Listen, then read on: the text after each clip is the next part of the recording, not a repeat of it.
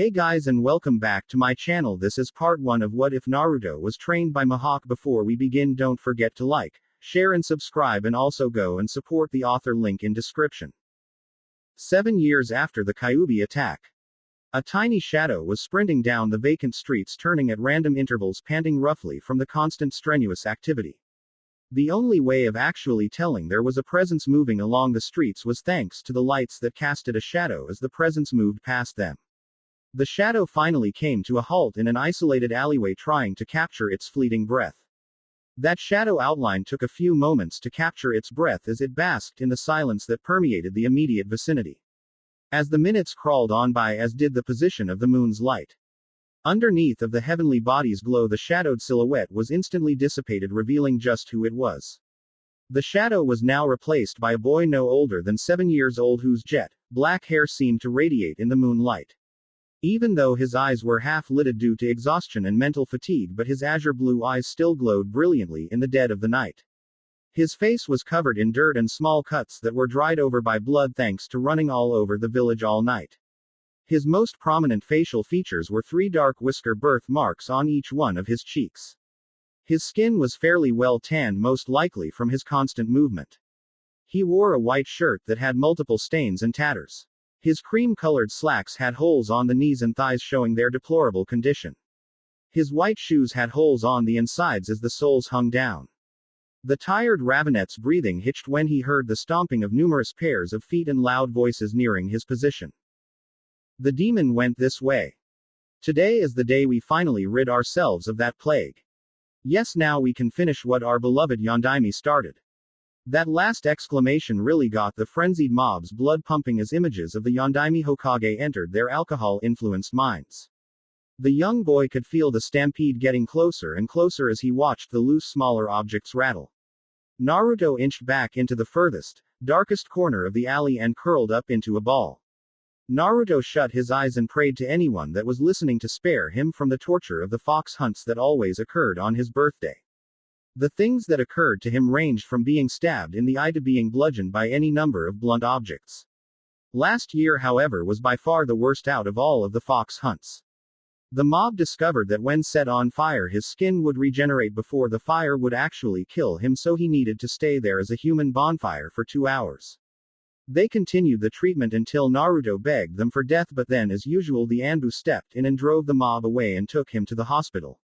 Only for him to lie in the bed and heal on his own, since the doctors refused to heal him. He still wondered why he never went unconscious. Naruto was shaken from his thoughts when a shrill shriek alerted the bloodthirsty mob to his location. Naruto looked up to see that the mob had already positioned itself at the only way into or out of the alley. Naruto's facial expression curled into one of disgust as he smelled the alcohol reeking off of the fox hunters.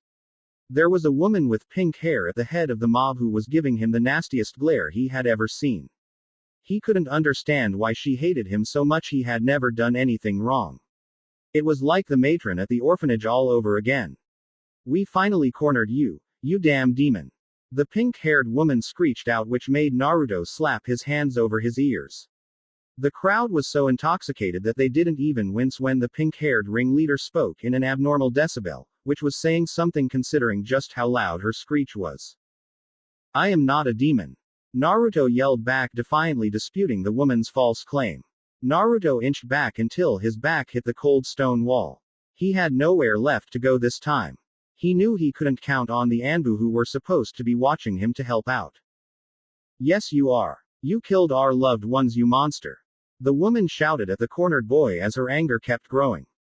Her eyes only saw red as reminders of all she lost breached her mind, making her anger grow exponentially. Now she finally had the chance to cleanse herself of the demon plague. "I'm no demon lady. My name is Naruto Namikaze Uzumaki, and I have never killed any of your loved ones," Naruto exclaimed honestly. Because he was only 7, he couldn't kill anyone even if he wanted to. He had never even met these people outside of these fox hunts, so he never met their families. The only people that would speak to him were a few of the Anbu, the Ichirakus, and the old man. Why did the villagers hate him so much? It just didn't make sense to him. It was now that 2 men sporting Shunin flak jack vests walked out of the mob and stood in front of the pink-haired lady. They both had shaggy black hair with matching gray, soulless eyes that only added to their evil facade, or at least they appeared to the Ravenet that way. They both wore smug grins that promised unbearable amounts of pain for the demon in front of the two hidden leaf shinobi. It was now that Naruto realized that these two were actually twins, something he missed in his earlier panicked state. It doesn't matter who you are anymore, demon, because soon you'll just be a pile of smoldering ash. They bellowed smugly and in perfect unison.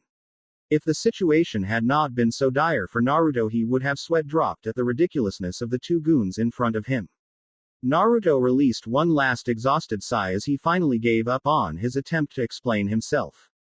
Naruto shut his eyes and bit down on his tongue, since there was no way he would give them the satisfaction of hearing his screams of pain. The sadistic twins broke into a fit of chuckles when they noticed the demon's pitiful actions. Already giving up, are we, little demon? The one on the left taunted his victim as he grinned evilly. Both men went through the hand signs for the grand fireball jutsu to make good on their promise of death. Then they noticed that a man had moved in between them and was also looking at the Ravenet demon. They both turned their gray eyes on the mysterious man with curiosity. The man was tall and lean with a short beard, mustache, and sideburns that ended by pointing upwards. He wore a golden cross pendant around his neck that hung down and rested on his chest. On his head was a wide-brimmed black hat decorated by a large white plume on top of it. He wore a long black coat that was left open and it blew with the wind, and he wasn't wearing a shirt underneath. The collar and sleeves of the coat sported a flower pattern over the red fabric stitched into the coat. His light purple pants were held in place by a decorated belt and tucked into his large boots. There was a large ornately decorated blade strapped onto his back vertically. The blade was at least 7 feet in length from tip of the grip to the point of the blade. The hilt of the blade was a golden cross guard with golden bars extending to the left and right. The handle of the blade was wrapped up with white tape and had a blue bead as the pommel of the hilt. The long blade was midnight black with a very prominent sheen running along the bottom. Overall, the blade in its entirety looked like a large black cross. The most noticeable feature of the man was not the blade on his back but the golden yellow eyes that made them look like those of a hawk. The man released his extremely lengthy blade slowly and without shifting his gaze. Naruto had not seen any of this thanks to having his eyes shut. The twin on the right looked at the magnificent black blade and whistled in appreciation as he gazed at it. That is an impressive blade you got there, friend. I can't wait to see it cut that demon. That was when the man's angry, hate-infused monologue was cut off literally by the unknown blade wielder. The unknown swordsman with a singular fluid motion separated the leaf chunin at the stomach. The torso and the legs each fell to the ground with separate thuds at the moment of contact. Basking in a bath of blood were the man's intestines, which were emptied from where his stomach once was. The brother of the now corpse cried out in equal parts shock and anger as the sudden actions finally settled in. You bastard, why would you do that instead of killing that demon? That was the last word the man would ever utter as the mystery man brought the midnight black blade up and separated the second twin's head from his shoulders. The head fell to the ground and rolled over to the front of the mob, looking at the people there with the same shocked and angry expression, telling them he never saw the attack coming. The people at the front of the group each took a step back in fear except the pink-haired ringleader. The mob looked down in shock at the head that was staring back at them, each with fear lingering in their eyes. A few of the more weak-willed members turned a sickly shade of green and quickly made to exit the alley to empty the contents of their stomach thanks to the grisly scene and the effects of the alcohol. The pink-haired leader moved her mouth to speak but paused when she felt cold steel pressed against her neck. I believe there was a certain law passed in this village prohibiting anyone to speak about a certain event 7 years ago. The punishment for breaking said law is death. A death Yuru will be glad to grant you. The man's voice echoed throughout the silent alley, but despite his calm tone each person could feel the threat behind those words. As if agreeing with its master's words, the black blade known as Yuru gleamed. No one in the mob said a word or even moved a muscle as fear paralyzed them when they all gazed fearfully at the blade. All of the poor excuses for human beings were rooted to their spots as each person viewed their demise in the reflection of the blade. It may have only been a few, but due to the thick tension it felt like hours of unbearable silence. Finally, when the man with the eyes of a hawk lowered his blade, they let out a breath they were consciously holding in. Disappear. With that the one-word command the mob dispersed in a hurry, trying to funnel out of the suddenly too thin alleyway, fearing for their meager livelihoods. The swordsman watched impassively as the rats scurried away. He moved to the two corpses and removed their bodies from Naruto's line of sight to avoid from traumatizing the young boy. He turned back to see the raven-haired boy still against the wall, trembling. Reaching out, he placed a comforting hand on top of Naruto's head, but Naruto flinched in response. The man's stoic expression cracked for the first time since he had entered the village, since this boy who he knew was so terrified. It was his first time in the Hidden Leaf village since his Minato Namikaze was nominated as Hokage, and here his son was being treated like this. He could only ask why when he met the boy's father. Also, if he recalled correctly, today was Naruto and his sisters, Naomi and Narumi's birthday. This also brought more questions to the legendary swordsman's mind. It is quite all right, young one. I will do you no harm. I promise. Mihawk's voice was smooth and calm. Naruto felt this man, Mihawk's hand rustle through his black hair and let his eyes slowly open up so he could gaze up at the man with the eyes of a hawk. Naruto continued to look into the taller male's eyes, seeking out the anger, disgust, or just emptiness he always saw when gazing into most of the people he had always seen. When he couldn't find it, no matter how deep he looked, the boy eased himself from under the man's hand so he could look at him unobstructed. Excuse me, mister, but what is your name? Naruto asked in the most polite tone he could muster, afraid if he spoke the wrong way he would be assaulted by the swordsman. Mihawk smiled softly at the polite raven-haired boy and cleared his throat so he would be heard clearly. My name is Mihawk Dracula, young Naruto, and I am actually a friend of your family. At the mention, his keen eyes could see the young Namikaze Uzumaki tense at the mention of his family. Is it not your birthday? If so, why are you not at home celebrating with them? Mihawk questioned Naruto in the same soft tone of voice, not wanting to rattle the scared boy. Naruto shuffled in place as his eyes found the road to be the most interesting of places at this moment in time. Well, since it is our birthday, they took Naomi and Narumi out to eat and get ready for the party. Then too, Minato told me to go to my room. Which I did, but after a few hours I came out and then I was on my way to the forest, then the villagers found me. Naruto admitted in a soft yet still bitter tone. Naruto personally wondered why he couldn't bring himself to call Minato his father, but shrugged it off for something that would pass without much more thought. He was only 7 after all, such things were beyond his scope of comprehension. That doesn't sound like the Minato and Kushina I know. Kushina was ecstatic when she learned she'd be having triplets. That didn't change when I helped Minato fight the Kyuubi. When I visit them, I will ask them about Naruto without telling them I know where he is. Hopefully their neglect hasn't cost them a son. Mihawk recalled Naruto's subconscious correction on how he addressed Minato. If they fail my test, then I shall train the boy until the academy years are over and send him back to the village.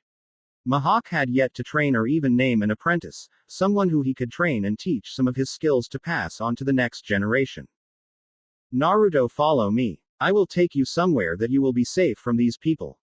Mihawk strained to say the word, as in reality they were nothing more than monsters blinded by hate towards what they are using as a scapegoat. Naruto shuffled over a little closer to Mihawk when the elder man and the boy walked through the shinobi district. This was where most of the fox hunters lived, since they were Chunin and Genin mostly.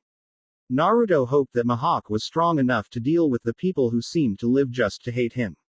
That tension soon faded as the pair entered the clan district, where they were mostly neutral to his presence. Neutral to him except the two most arrogant of Konoha's clans, the Hyuga and Uchiha, two of the 4 noble clans. That was why he got nervous again when they entered the Uchiha compound, where the red-eyed humans all glared in their direction. Mihawk just ignored them unless they started to glare at Naruto, then he flared his killer intent at them. The discerning eye of Mihawk Dracula picked up on their tense behavior and high state of alert, but decided to think on that later. Naruto smiled softly when he saw the familiar house in the center of the compound. Mihawk stepped up and knocked on the front door gently as he and Naruto remained in a comfortable silence. There was the sound of a few hurried footsteps before the paper-thin sliding doors slid open to reveal a stoic teen. The teen had deep, black eyes that matched his hair, which was worn in a ponytail. His bangs were short. He had on a black shirt with the Uchiha clan symbol on the back, with bandages around his ankles and black sandals. The teen's black eyes widened when he saw who was standing before him. This was Itachi Uchiha, the eldest son of Fugaku and Makoto Uchiha. He was surprised because first off there was a swordsman even more renowned than the 7 swordsmen of the mist in front him.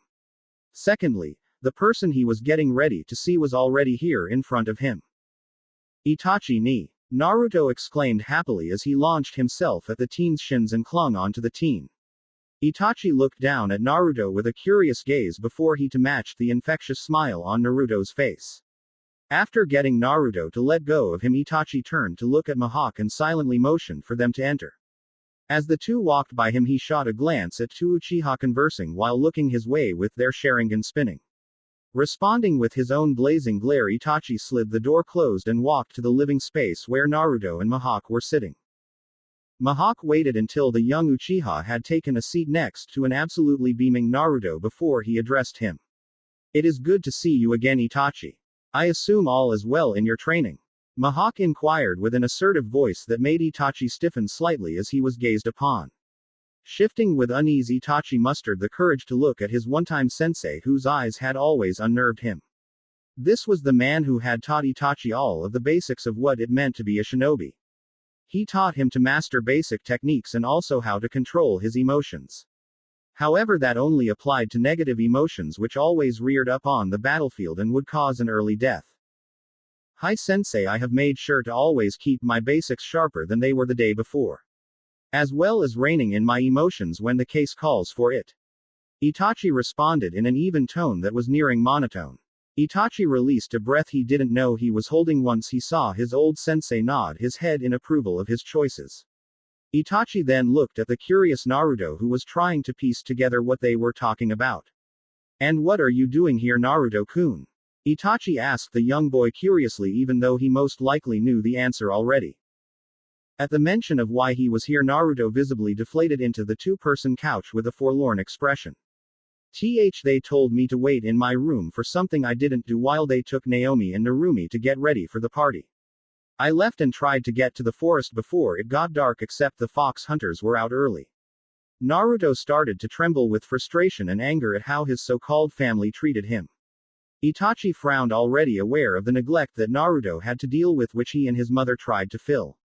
Wrapping the boy in a hug, Naruto began to slowly calm in his surrogate brother's embrace. Mihawk waited until Naruto was calmed down by the Uchiha next to him before he tried to talk with the boy. Now, while he normally would never condone such emotional outbursts, he could understand why Naruto was like this, but he couldn't understand how it felt. He was living in the world's kindest village. He was the son of the Hokage. He had 2 sisters who were minutes younger than he, and he was the jailer of the soul of the Kyuubi no Yoko. This boy should be considered a saint, no a plague. If his parents wanted to lose his love, he wouldn't interfere, but that didn't mean he wouldn't help the boy out. "Naruto, how would you like to train under my guidance, much like Itachi did once upon a time?" Mihawk asked when Naruto caught his gaze and waited patiently for the boy's response to his offer of apprenticeship. Naruto looked up with shock. No one had ever offered him such a thing before in his short life. Even his so-called parents rejected training him, stating that Naomi and Narumi would need it more than he would. His azure eyes quickly changed from a look of bewilderment to one of pure determination. Naruto clenched his hands and nodded at the swordsman. Mihawk allowed a small smile to spread across his face when he saw the fire in Naruto's eyes. "Very good, Naruto. I want you to go and write a letter to Minato and Kushina and tell them you are leaving. When you are finished, give me the letter and I will deliver it and place it in your room." Naruto nodded in response, and Itachi told him that there was paper and a pen in his room that Naruto could use to write said letter. Naruto excused himself and left the room to go and write the letter of departure. Itachi turned to look at Mihawk once Naruto left the room. "Mihawk-senpai, I also recommend that you let Lord Third and my mother know about Naruto's departure. They are among the few that will be there that actually care for Naruto." Itachi admitted rather sadly that a boy who had such a burden to carry would be shunned. While Naomi had the yin chakra and Narumi the yang, Naruto carried the soul and conscious of the chakra monster. They got the power while Naruto received the hatred of the beast. Itachi only wondered when Naruto's expertly crafted mask of happiness would crack into the impassive and detached boy he knew was underneath. To those aside from those who care for him. I will remember that. However, I need to ask you what is going on in this village at the moment. First, Naruto is being hunted like he is a game animal, and all of the Uchiha are very tense, almost anxious if I had to describe it. I am sure you know what is happening, Weasel. Mihawk instantly noticed how Itachi's posture became much more tense than it was before. Mihawk raised his hand indicating for Itachi to calm himself before speaking. Itachi's rather volatile reaction though only served to intrigue him more. It seemed the village has gotten a little rotten in his time away. My father has convinced the Uchiha to plan a rebellion. He has used the isolation we put ourselves in and the animosity from the civilians to fuel their hatred.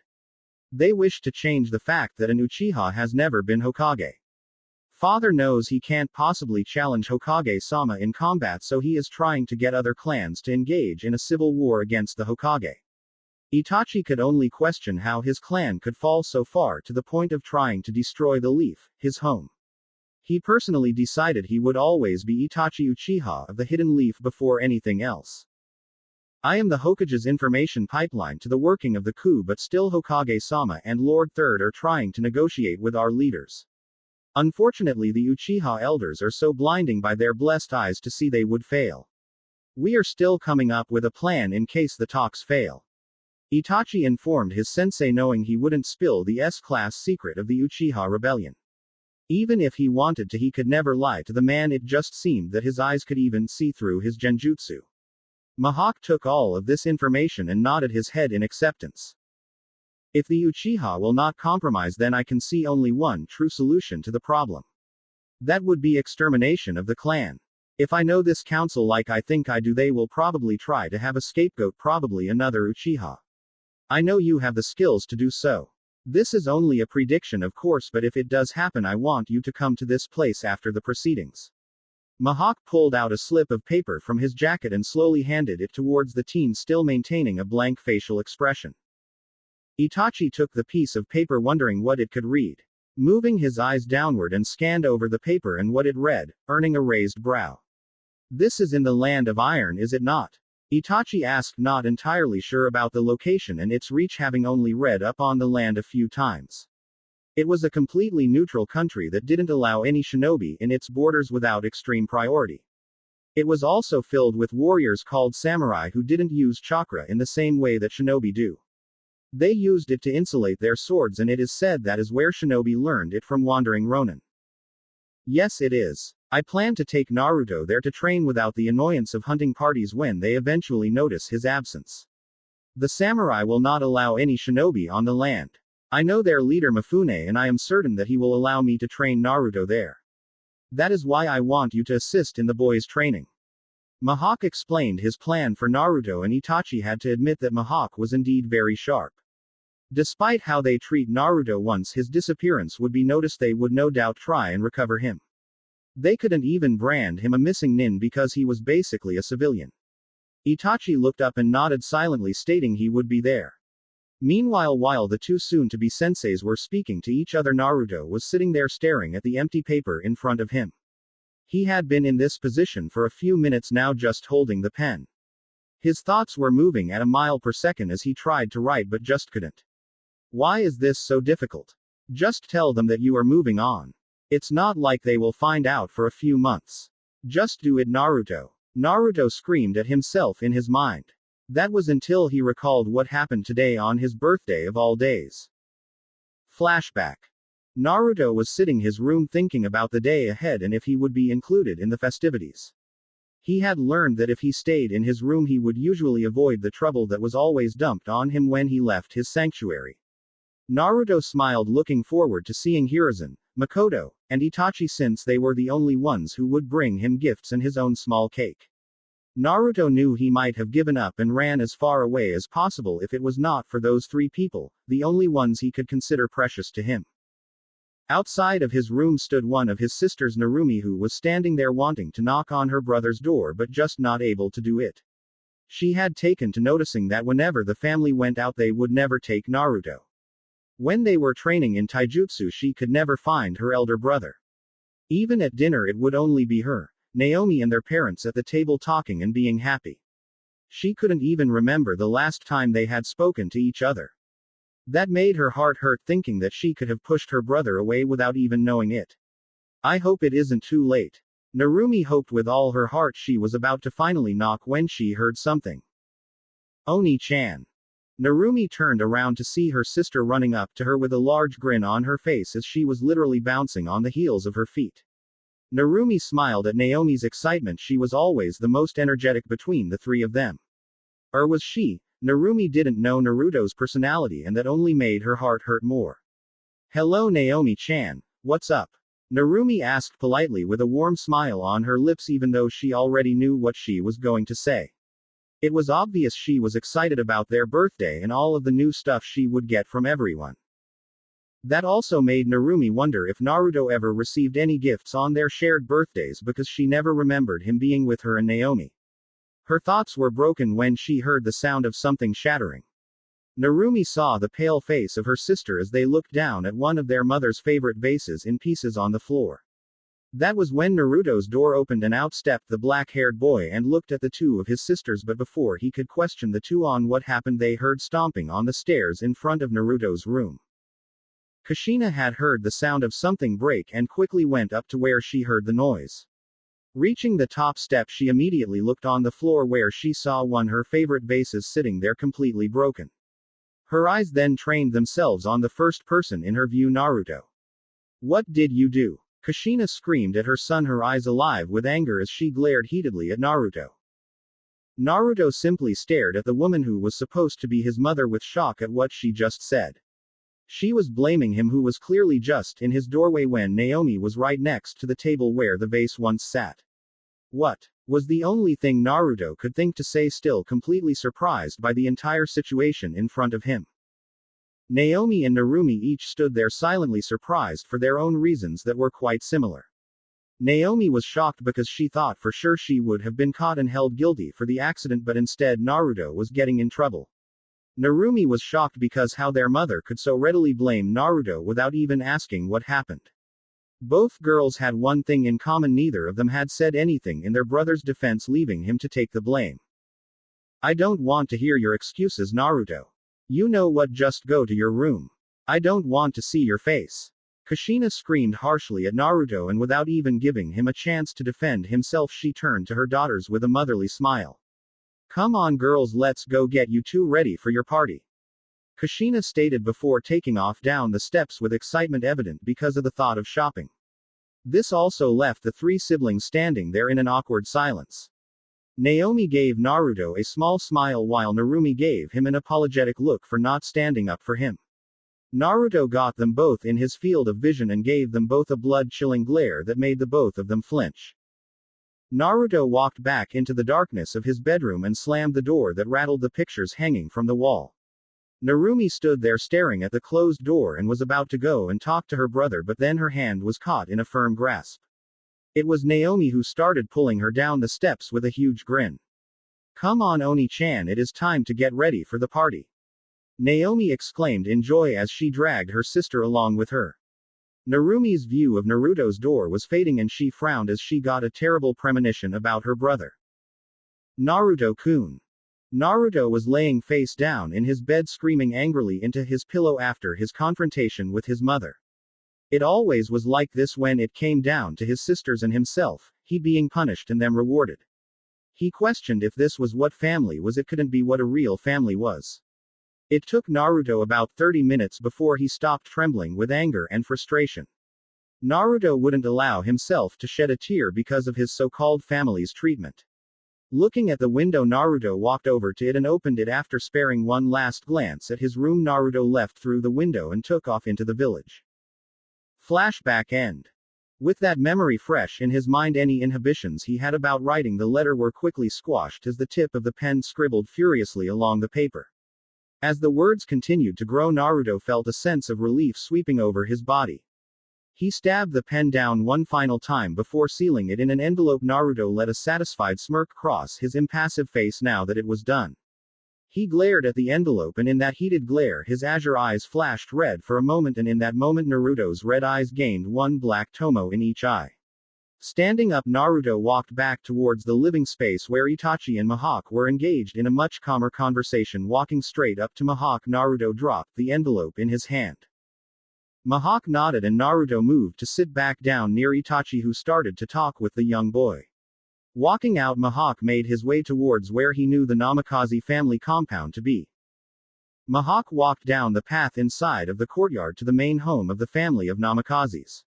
Many flowers were shining brightly in the moonlight, showing just how well they were taken care of, unlike the sun. As he got closer, he could hear the sounds of people laughing and celebrating the two princess guardians of Konoha.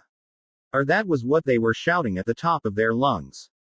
Stepping into the open front door, he was greeted by numerous shinobi and civilians all scattered around the decorated foyer.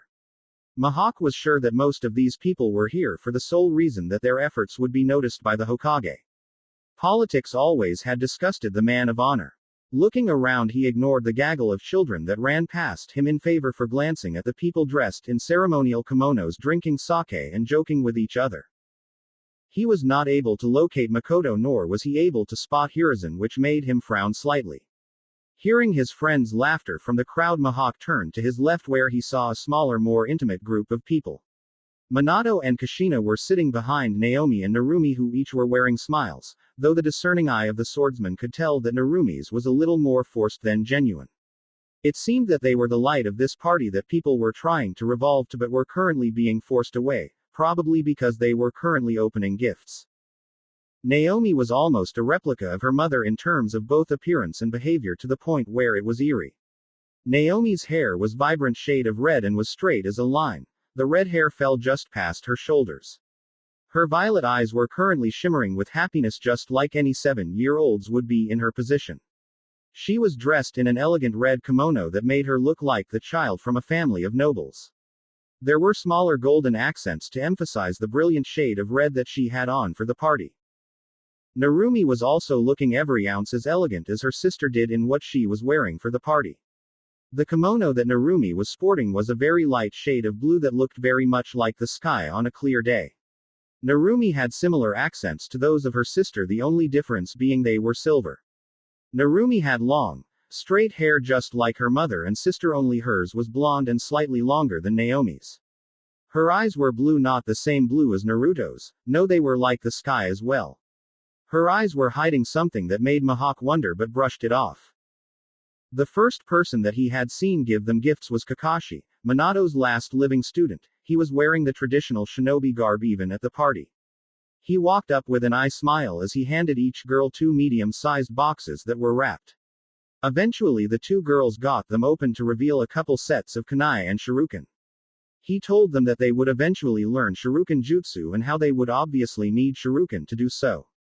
Both girls gave him a thank you and moved their gifts to the side to make more room for the others they were to get.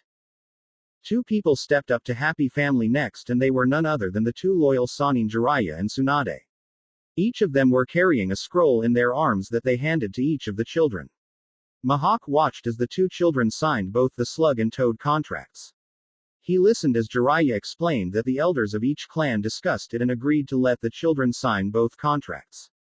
Naomi had no qualms with signing both contracts without question, while Narumi was slightly more reserved about the whole thing. Mihawk turned away and went to walk up the steps to what was Naruto's door. Opening the door, Mihawk's face remained stoic, however on the inside he was surprised at what he saw. Naruto's room was quite literally the definition of Spartan. The room was not decorated anywhere, not even painted, it was simply the wooden panels that made up the walls of the room. Taking a step into the room, the floorboards creaked under his weight, the sound of which echoed, showing just how scarcely furnished the room was. There was a bed, a small one, but it was there. It was a simple mattress that had a pillow across the top of it, but there were no sheets or blankets to accompany it. Moving over to a small desk near the window, Mihawk placed the letter down next to a dwindling candle which he assumed Naruto used for a light source. With one fleeting glance, Mihawk left the room and closed the door and was greeted by 2 people.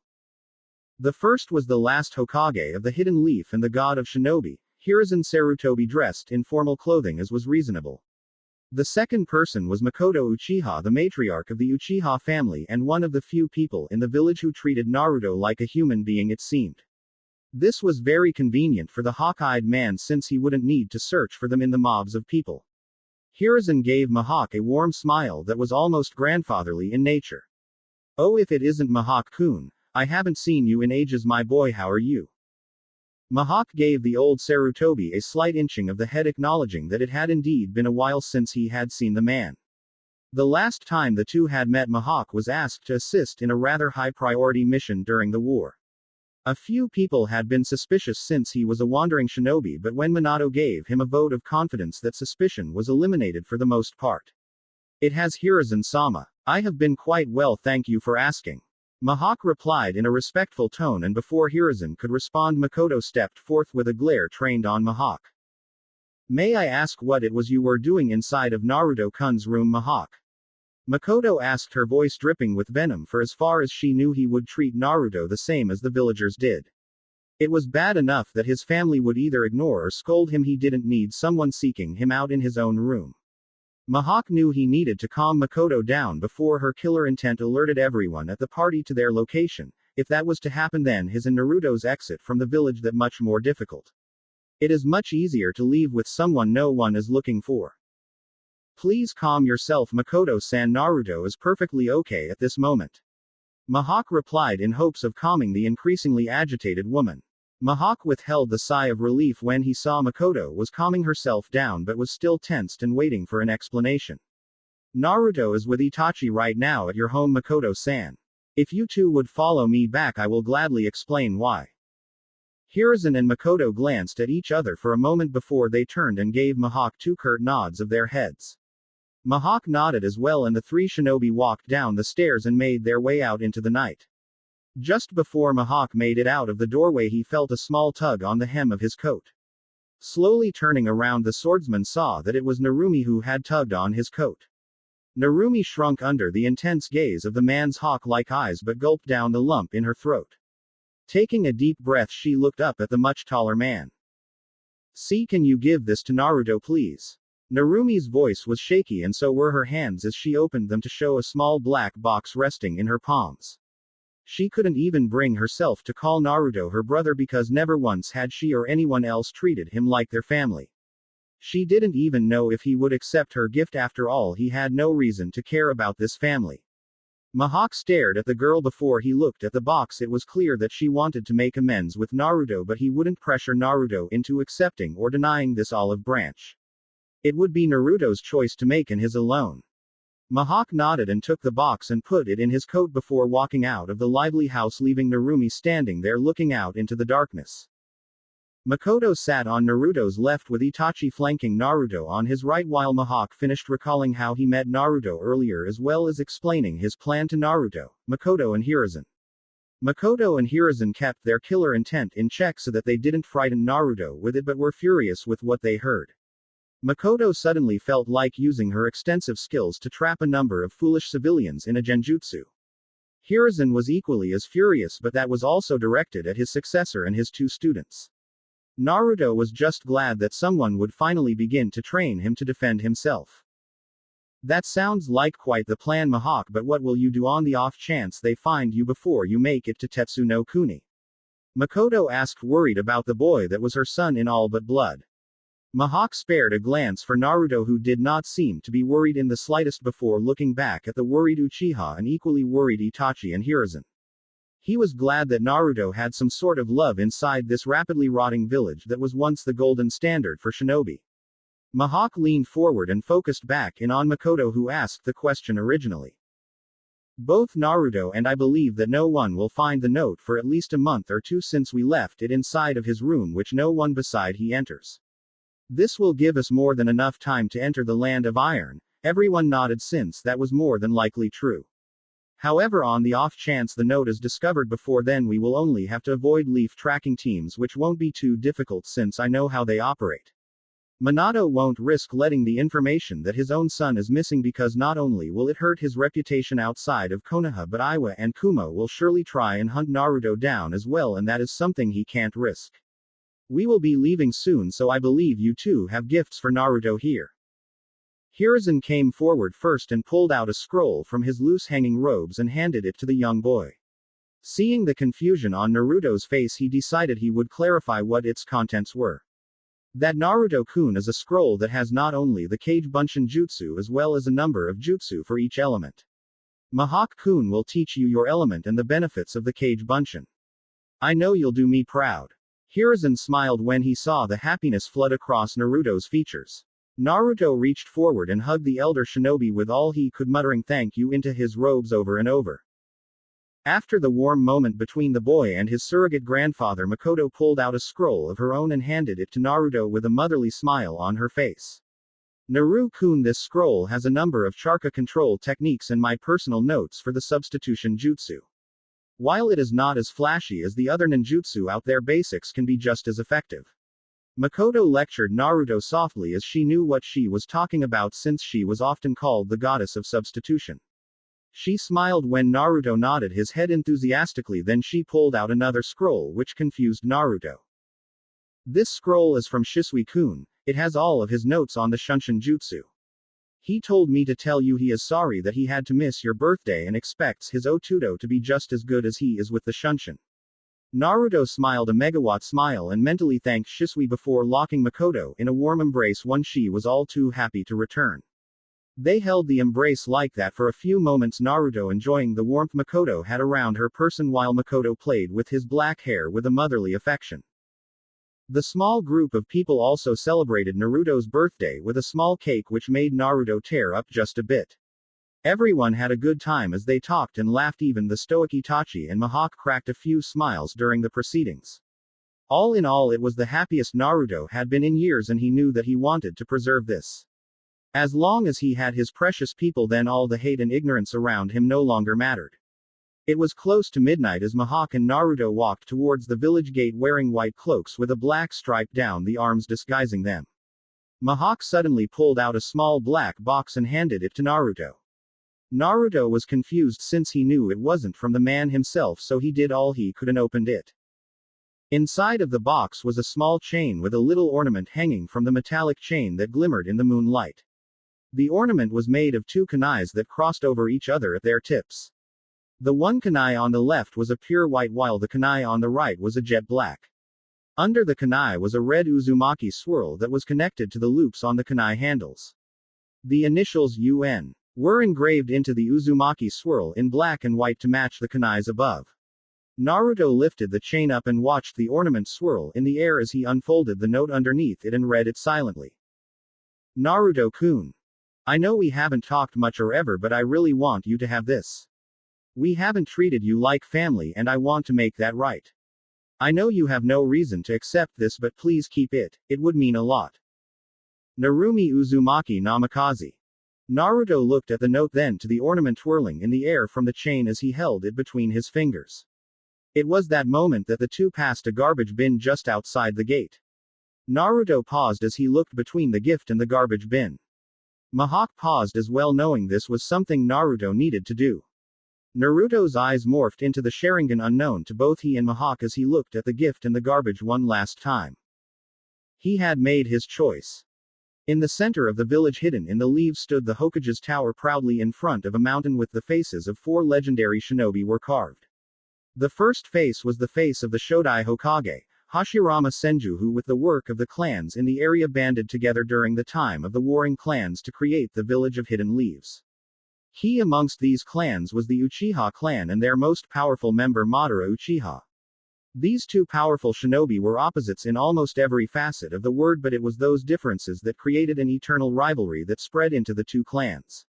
All of that tension came to a head in one final clash between Madara and Hashirama in a place now known as the Valley of the End, which cost the legendary Uchiha his life. Sometime after that battle, which rocked the shinobi world down to its core, Hashirama chose his successor for the position of Hokage.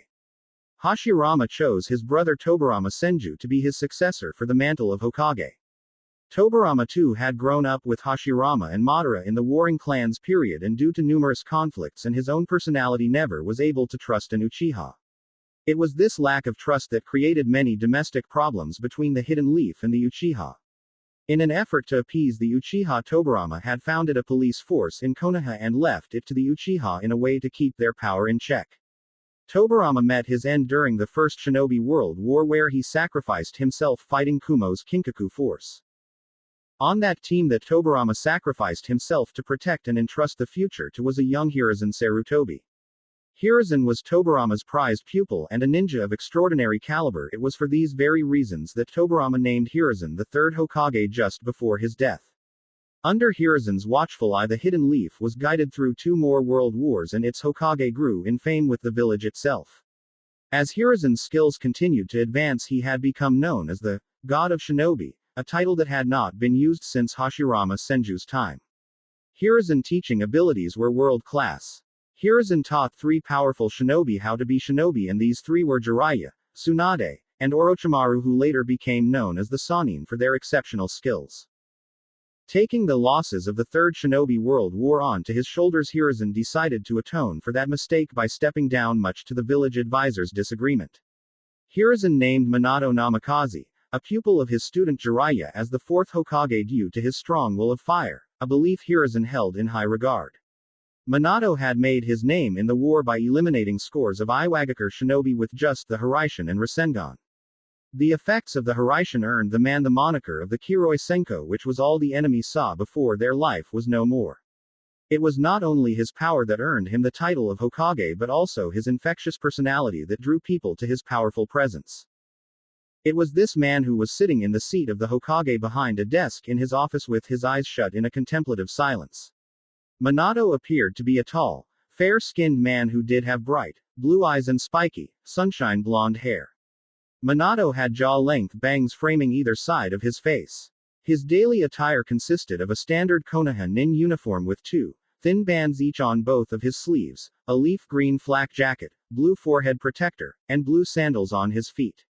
He had also taken to wearing a long, white haori over his leaf uniform that had an orange flame pattern around the base of it.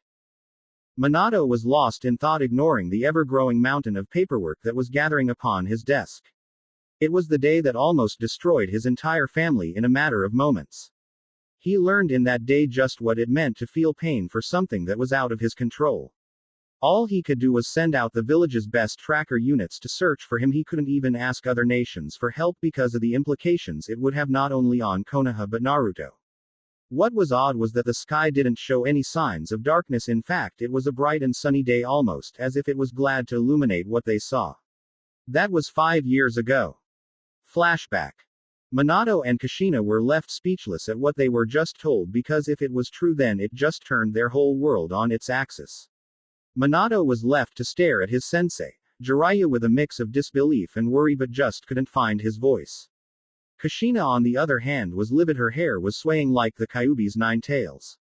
The reason was that her hair was resonating with the tremendous amount of anger welling up inside of her body. Can you repeat that, Jiraiya? I am not exactly sure I heard you correctly the first time. Jiraiya took a deep breath and with a serious face repeated himself, not quite believing what he was about to say either. I said that the prophecy has changed. It now says he with the vision shall recreate the world as he sees fit, with either peace or chaos. It was only a few days ago that he was summoned to Mount Myobokuzen by the 2 Toad Elders. When he questioned them on why he was so suddenly taken away from his research, he was whacked over the head by both Fukasaku and Shima. After that, they had taken him to the Grand Elder, where he told them about the new prophecy. Sensei, you must be kidding. We did all we did because you assured us that either Naomi-chan or Narumi-chan was the child of prophecy.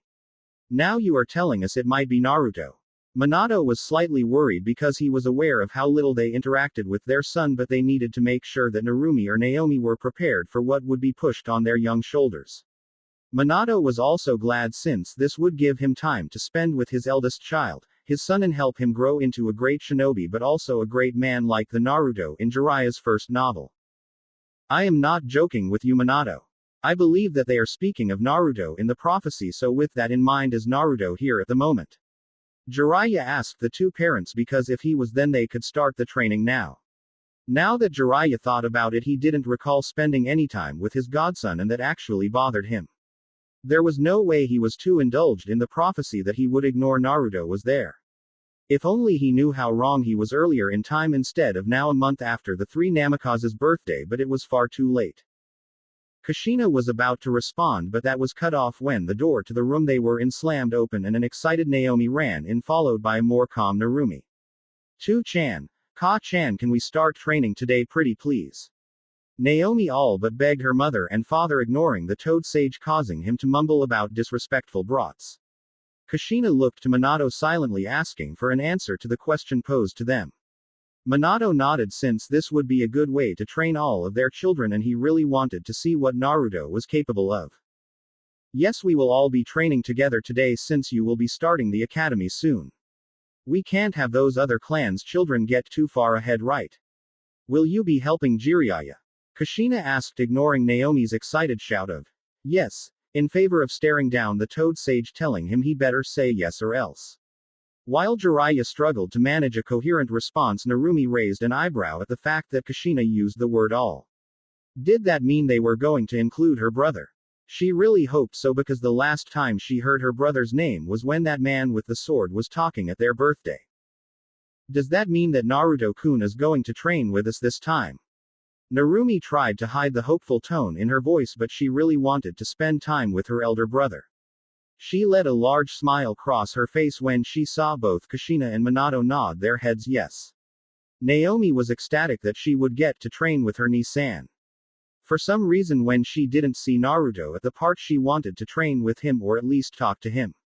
Anything she was about to say was cut off when there was a poof of smoke in Jiraiya's arms, revealing the toad contract. "Well, let's go see Naruto so we can get down to business and start shaping you three," interfered Shinobi. Jiraiya exclaimed in a childish tone that got 3 giggles from the girls and a shake of the head from Minato, who had a fond smile on his face. The group of 5 each made their way to Naruto's door, with their own thoughts each revolving around Naruto and each being hopeful about the encounter upcoming. Making it there, Minato was about to open the door when his hand froze the moment he came to a realization. "I don't ever remember coming in here before. That can't be a good thing." Pushing back his apprehension, Minato opened the door and the 5 people entered the room. The group simply stared at the room in a mixture of shock and disbelief, even though the room had very little to stare at. Minato and Kushina looked around at the bare room that was just barely adequate for a human being to live in. Jiraiya noticed the thick dust that seemed to settle in every corner of the room, telling him no one had been here in quite a while. Narumi and Naomi were comparing this room to theirs and suddenly felt very guilty about how their brother had to live. That was when everyone had the same exact thought, although unwillingly. Naruto is not here. Minato was the first to break from the trance everyone found themselves in at the sight of his son's room. His eyes spotted an envelope sitting on top of the dusty desk. Being curious of what it could be, he sat down in the chair and opened the letter, hoping for answers. His eyes slowly grew wider the more he read Naruto's letter. That is when he realized just how bad of a father he had been. "No," Minato whispered as he read the last few paragraphs, though it was easily heard through the dead silent room. Minato's voice drew everyone over to him and they each began to read the letter over his shoulder. Kushina brought a hand up to her mouth to try and cover the horrified gasp that threatened to escape from her mouth. Tears welled up in her eyes as she continued to read on, wishing she could stop, and as she went on she questioned how she could call herself a mother. Jiraiya was so shocked that he dropped the toad contract as he read the letter 3 times over just to make sure his eyes weren't playing tricks on him. Naomi and Narumi were openly crying and silently speaking their brother's name. That was when the note started to break at the corners as Minato unknowingly started channeling his wind chakra in anger. Naruto's not told of all the beatings he would receive from the villagers on his birthday and how they would call him the demon child or Kyuubi. Naruto told them how he would often end up at the hospital for weeks on end as he recovered, only to be visited by Hiruzen or Makoto while they didn't show up once. He even told them how some of the beatings went where they ranged from having his nails pulled out to stabbings and bashings. Naruto survived because the conscious had a small amount of chakra and would heal him while unconscious. Naruto then told of how the Anbuhu would watch him as they did. All of the Hokage's kids would only stop the fox hunters when they were moments from killing him, which left him on the Shinigami's doorstep. He told them how the only Anbu who would prevent the beatings were Weasel and Neko. The only reason the room wasn't flooded with enough killer intent for the whole village to feel was because of the children's presence. Then came the last paragraph of the letter, which broke the hearts of each of the family members. It told them that Naruto had left of his own accord to find somewhere safe for him to live, and he was not sure if he would ever come back to the place he called a hell hole. How could this happen? How can I call myself a mother? Kushina asked, openly sobbing as she thought about what Naruto had gone through. Minato quickly stood up and wrapped his wife in a hug as she sobbed in his chest. Minato too questioned how he could call himself a father when a father was supposed to protect his child, something he didn't do. Narumi and Naomi were embracing each other, crying their eyes out as Jiraiya tried and failed to calm them down. It was official, this was the worst day of the Namikaze Uzumaki's lives, yet the sun continued to shine. Shining for Naruto's liberation. Flashback end. Minato was broken from his thoughts when he heard a knock on the door to the Hokage's office. Come in. Minato ordered, watching the door open and his wife, daughters, student, and Sasuke and Sakura enter the room. Kushina gave her husband a bright smile, one mimicked by Naomi and Narumi, though to a lesser degree. Kakashi gave his sensei his usual eye smile while reaching for his Ika Ika book, which was penned by Minato's sensei Jiraiya. Mission report. Minato asked, even though it was a command and he already knew the results of the mission since it was nothing more than menial labor. I don't see how cleaning a training ground is a mission. Sasuke said aloud, crossing his arms and closing his eyes, though Minato ignored the arrogant Uchiha in favor of looking at Kushina and Kakashi. Actually, it seems that the only one who responded to Sasuke was Sakura, who said, "So cool," practically drooling over the Uchiha. Kushina and Kakashi both nodded, telling their Hokage that the mission was successful and there were no complications. Minato was about to reach for the D mission folder and Naomi caught this. She couldn't handle taking another D-rank mission that, and Sasuke's infinite arrogance was literally driving her insane. "2-san, can you please give us a C-rank mission? I just can't take these chores anymore." Minato saw that each of the genin gave small nods, agreeing with his daughter's words, well aside from Sakura, who looked unsure about the idea. Minato saw Kushina and Kakashi nod their heads, believing they were ready for the slight upgrade to their workload. Letting out a sigh, Minato grabbed the C mission folder and skimmed through it before pulling out a request and handing it to Kushina, who stepped up to accept the details. "Your mission is to escort a bridge builder from the land of waves back home and protect him as he builds the bridge connecting the island to the mainland. You will meet your client in 2 hours in front of the main gates." Dismissed. Naomi whooped in joy and quickly took Narumi by the hand and led them off, with Kushina following, laughing at her daughters. Kakashi quickly left in a shunshin the minute the word dismissed was said, leaving Sasuke to walk with his fangirl hot on his heels. Minato let out a sigh and wondered if he had any normal shinobi in his service, as if on cue he heard shouts of youth from behind the doors. A figure wrapped in a gray cloak was walking calmly through a path leading to the village hidden in the leaves. The figure wondered why there would be a path that would lead into a village that was supposed to be hidden. Just as quick as the question came, so did an answer, and that answer was arrogance. Over the years, Konoha has become incredibly powerful, with the Yellow Flash, god of shinobi, 2 of the Sannin, and shinobi such as Kakashi and Guy. They became the most powerful village. Titles like such often led to overblown egos, and Konoha was no exception. Why am I coming back to this place? Then images of a few people flooded the figure's mind, along with iconic places such as the Hokage Monument and Tower, along with the business district, came to thought. Right, I wish for the village to stand despite its unsavory characters. I sound like Madara did before he fled from the village. I guess he and I are more alike than I thought. Naruto thought with an amused smirk as his eyes flashed red under the hood he had covering his face from peering eyes.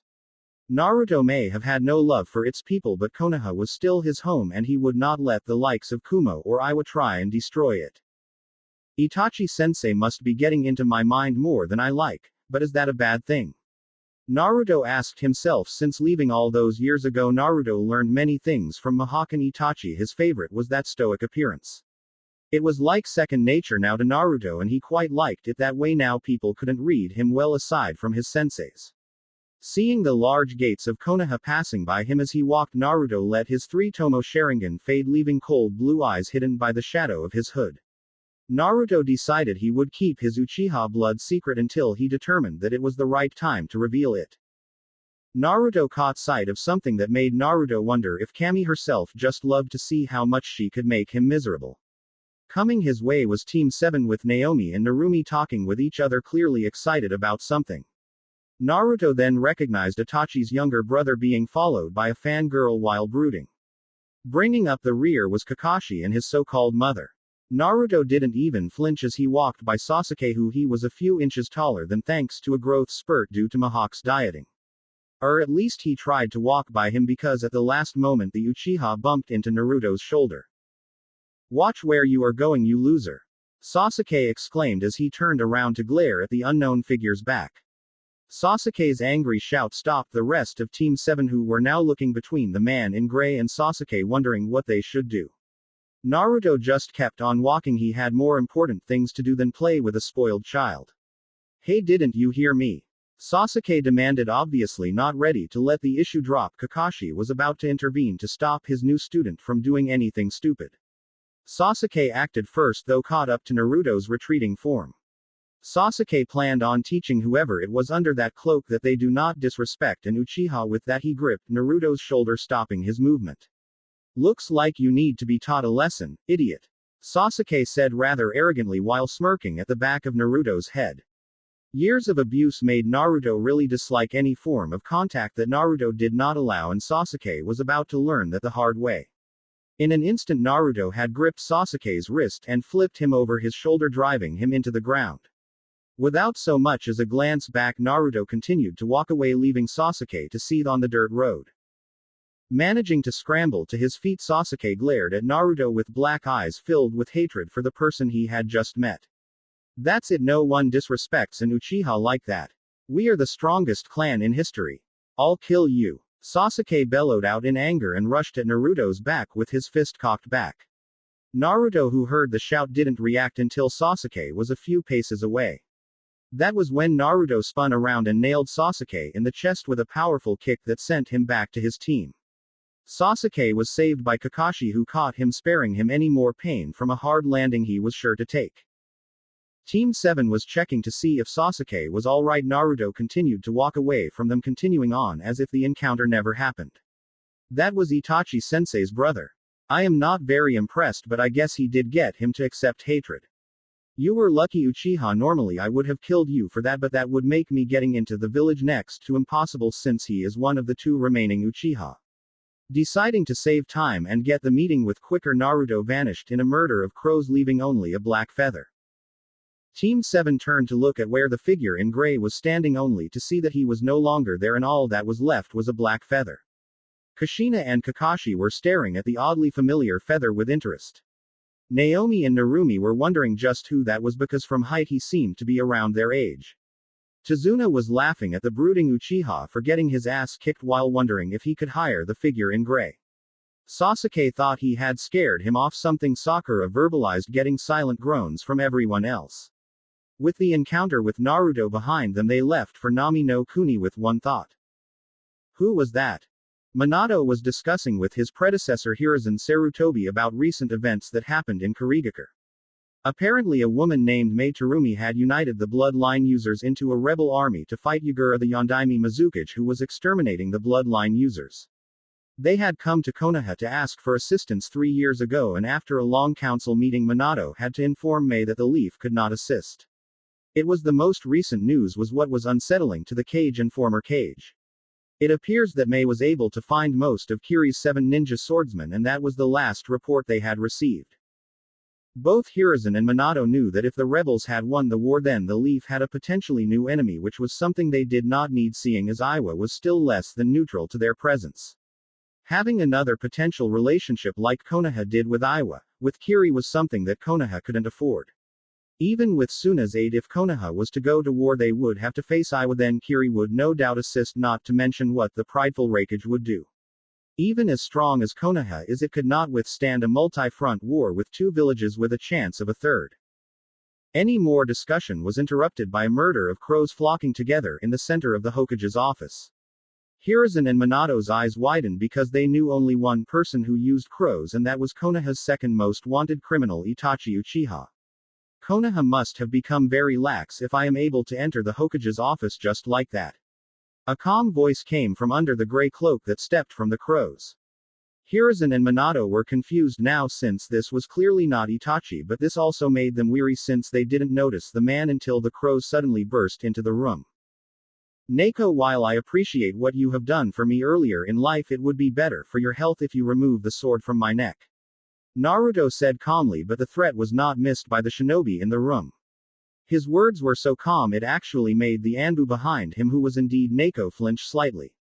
Naruto was about to react when the blade was not moved, but that was stopped when he saw his father suddenly get to his feet. Naruto could clearly see that he was not happy with what was happening right in front of your eyes.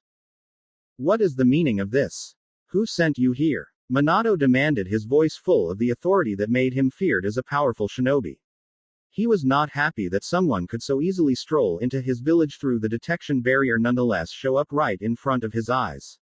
Naruto didn't even flinch at the tone of the powerful shinobi in front of him, since he knew all he needed to do was flick the hood of his cloak down. Naruto's face showed nothing but cold indifference as he stared down what could be called the most powerful man in the world. I guess you wouldn't recognize my voice. It has been 5 years since I have been here, and much longer since we had any kind of conversation. Naruto mused as he reached up and pulled his hood off of his head. Minato fell back into his seat when he saw Naruto's face. It was more narrowed out than he remembered from when he was younger. His black hair had grown longer and had almost dropped over his right eye. His eyes that were once warm when looking at him now felt like small icebergs. It hurt his heart knowing that it was his negligence that caused his son to be like that. Naruto, what are you doing here? Minato asked in shock at seeing the sight of his son, who he had not seen in 5 years. Minato always thought that if Naruto came back, it would be because he was forced, not because he came here willingly. Naruto could see that Hiruzen was equally surprised, considering his pipe was resting on the floor in front of his feet. Naruto couldn't see Neko's face, but there was a very small trembling in the blade that only he could see. As much as he enjoyed watching Minato going through emotional turmoil, he was growing tired of being in the man's presence. I came back to Konoha to become a shinobi. Naruto stated simply as he moved the blade of Yugao from the nape of his neck in action. The purple-haired Anbu didn't fight. Naruto kept an impassive gaze as he watched Minato's face become hopeful. Naruto decided he would crush that hope right now before it grew any larger. I chose Konoha because it was the most logical option, seeing as Kumo would try to experiment on my body to see if I had a Kekkei Genkai because of your actions. Iwa would certainly kill me the moment they found of our relation, even if it is only because of blood. I do not know enough about Kiri to make an informed decision because of their foolish war. Suna would just hand me back to you because of the alliance and their own lack of power to hold me. Do not think that I came here because of any other reason than that it was the most logical. Naruto finished his reasoning coolly, making Minato's face drop in sadness. Hiruzen, seeing that the younger Kage was in no shape to respond, decided to intervene on his behalf. While I am glad you are back, I would like to know where you think you should be classified as. Hiruzen asked, trying to fish information on the enigma known as Naruto Uzumaki Namikaze. Naruto was smiling inwardly at the man who was like a grandfather to him, but he still would not let anything out unless he deemed it necessary. Turning his head, Naruto kept an impassive look on his face, but Hiruzen could see the smallest spark of warmth in there that widened the smile already on his face. I believe I should be ranked as a genin like all those my age. Naruto stated simply as he looked at Hiruzen, then to Minato, who had regained himself. He could see the confusion on their faces, no doubt expecting him to try and boast. Naruto called them foolish silently for such thinking. Information could lead to any shinobi's death, and he was by no means an exception. I have not been trained in this village, so promoting me to anything else would create animosity between myself and the other shinobi. Or they will see it as Minato giving me a promotion and not myself earning it. Naruto clarified his reasoning, managing to do it without admitting he was related to the Namikaze.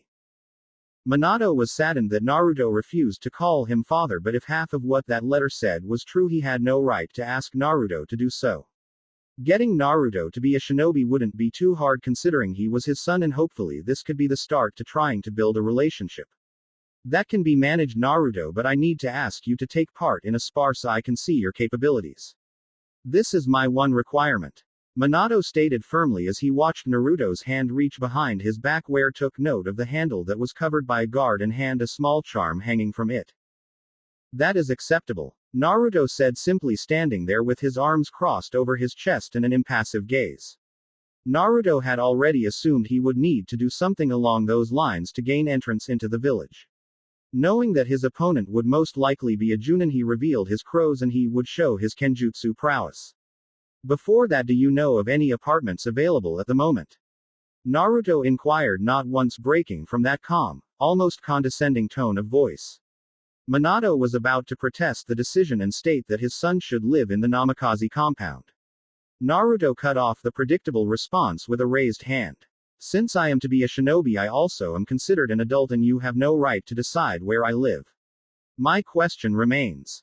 Minato silently cursed those long-standing rules since he knew Naruto was right about that and there was nothing he could do. I believe there is an empty floor in a complex in the red light district, Minato said, evenly trying to see how Naruto would react to living in such a shady place. Minato sighed when Naruto didn't even raise an eyebrow to the information presented to him. I believe Naoko here can escort you to the building since Hiruzen-san and I have business we need to discuss privately. Naruto, report to Training Ground 7 in 5 hours for your test. Naruto didn't even nod his head. He turned to Yugao and looked at her expectantly for a few moments before she realized he was ready to go. With that, the two shinobi left the room. Yugao and Naruto had been walking in what was an awkward silence for Yugao since she had quite a few questions for Naruto. It had been years since she had seen him as a young boy, and no, here he was completely different. She was only 14 during that time, so the Anbu had her watch over the village pariah. She wanted to know where he went for so long and just how much he changed. How are you, Naruto? She finally managed to say something and cursed herself for something so stupid. It only got worse when she saw Naruto's eyebrow rise when she asked her question. I am well, Naruto replied, clearly not interested in putting too much effort into the conversation. Yugao half expected that kind of answer if Naruto's interaction with the Hokage was any indication. Sparing a glance at her one-time charge, Yugao decided to try again to get Naruto to engage in a conversation. Why did you leave, Naruto? Yugao asked, more curious than anything else. After all, he was the Hokage's son. He could have had anything he wanted and he would have got it. Yugao was glad to see Naruto had not reacted negatively to her question. He actually kept walking with the same facial expression, making her wonder if he was even listening to her. I left Konoha to learn how to protect myself. Naruto answered, telling the truth since that was his reason. It was true that Itachi and Yugao did protect him when he was younger, but that was then. Now he could only rely on himself for protection, and to do that he needed to get stronger, which he did. Naruto had not fooled himself into believing that he was almighty. No, Naruto knew he still had much more growing to do. His eyes alone had much more potential than they were letting on. Naruto made sure he would make use of this potential to further his ambitions. The two were now firmly in the red light district and were seemingly oblivious to their surroundings. Well, Yugao was, because she was busy trying to figure out the new Naruto walking with her. Naruto was highly aware of the people around them going about their daily lives, but he chose to ignore them. Naruto knew that Yugao wanted to learn more about him and decided to help her out in what would seem to be an indirect way. The Hokage will no doubt come to see my test. If anyone had a grudge against him, this would be the perfect time to act, no matter how foolish it would be to do so. Yugao turned her head to look at Naruto to see what he meant by those words, but his face gave away nothing. What did he mean by that? Could he be planning to attack Yondaime-sama? No, he knows that no one in this village would do so, not to mention Hokage-sama's power is only rivaled by Lord Third. Wait, he is telling me that I could watch over Hokage-sama as well as see his battle. Thank you, Naruto. That was when the two shinobi arrived at the door to Naruto's flat. Turning to face Yugao with his door to the back, Naruto looked into the slit eyes on the mask. Thank you, Yugao. Naruto thanked her before entering his new home. Yugao stood there in front of the door in shock, staring at nothing as she tried to make sense of what just happened. Not once during his time with the Hokage did he say thank you. And this new Naruto doesn't seem to say things just to say it. Yugao left in a leaf shunshin to return to her duty of guarding the Hokage, but there was a small smile on her facial features behind her mask. The time limit given had passed for Naruto to take his test, and still Naruto was sitting on the center training post in Training Ground 7. It was only a few hours from dusk, yet Naruto's body language only showed calm despite his opponent seeming to be late. Naruto decided to review his time back in Konoha, which was rather pleasant. No one bothered him inside of his new flat, even the Anbu who were no doubt watching him were keeping their wits to themselves. On his way to the training ground he did not receive any glares, he even got a few smiles, mostly from children, but there were a few from some of the adults. Naruto knew he was only on the receiving end of those smiles because they did not know who he was.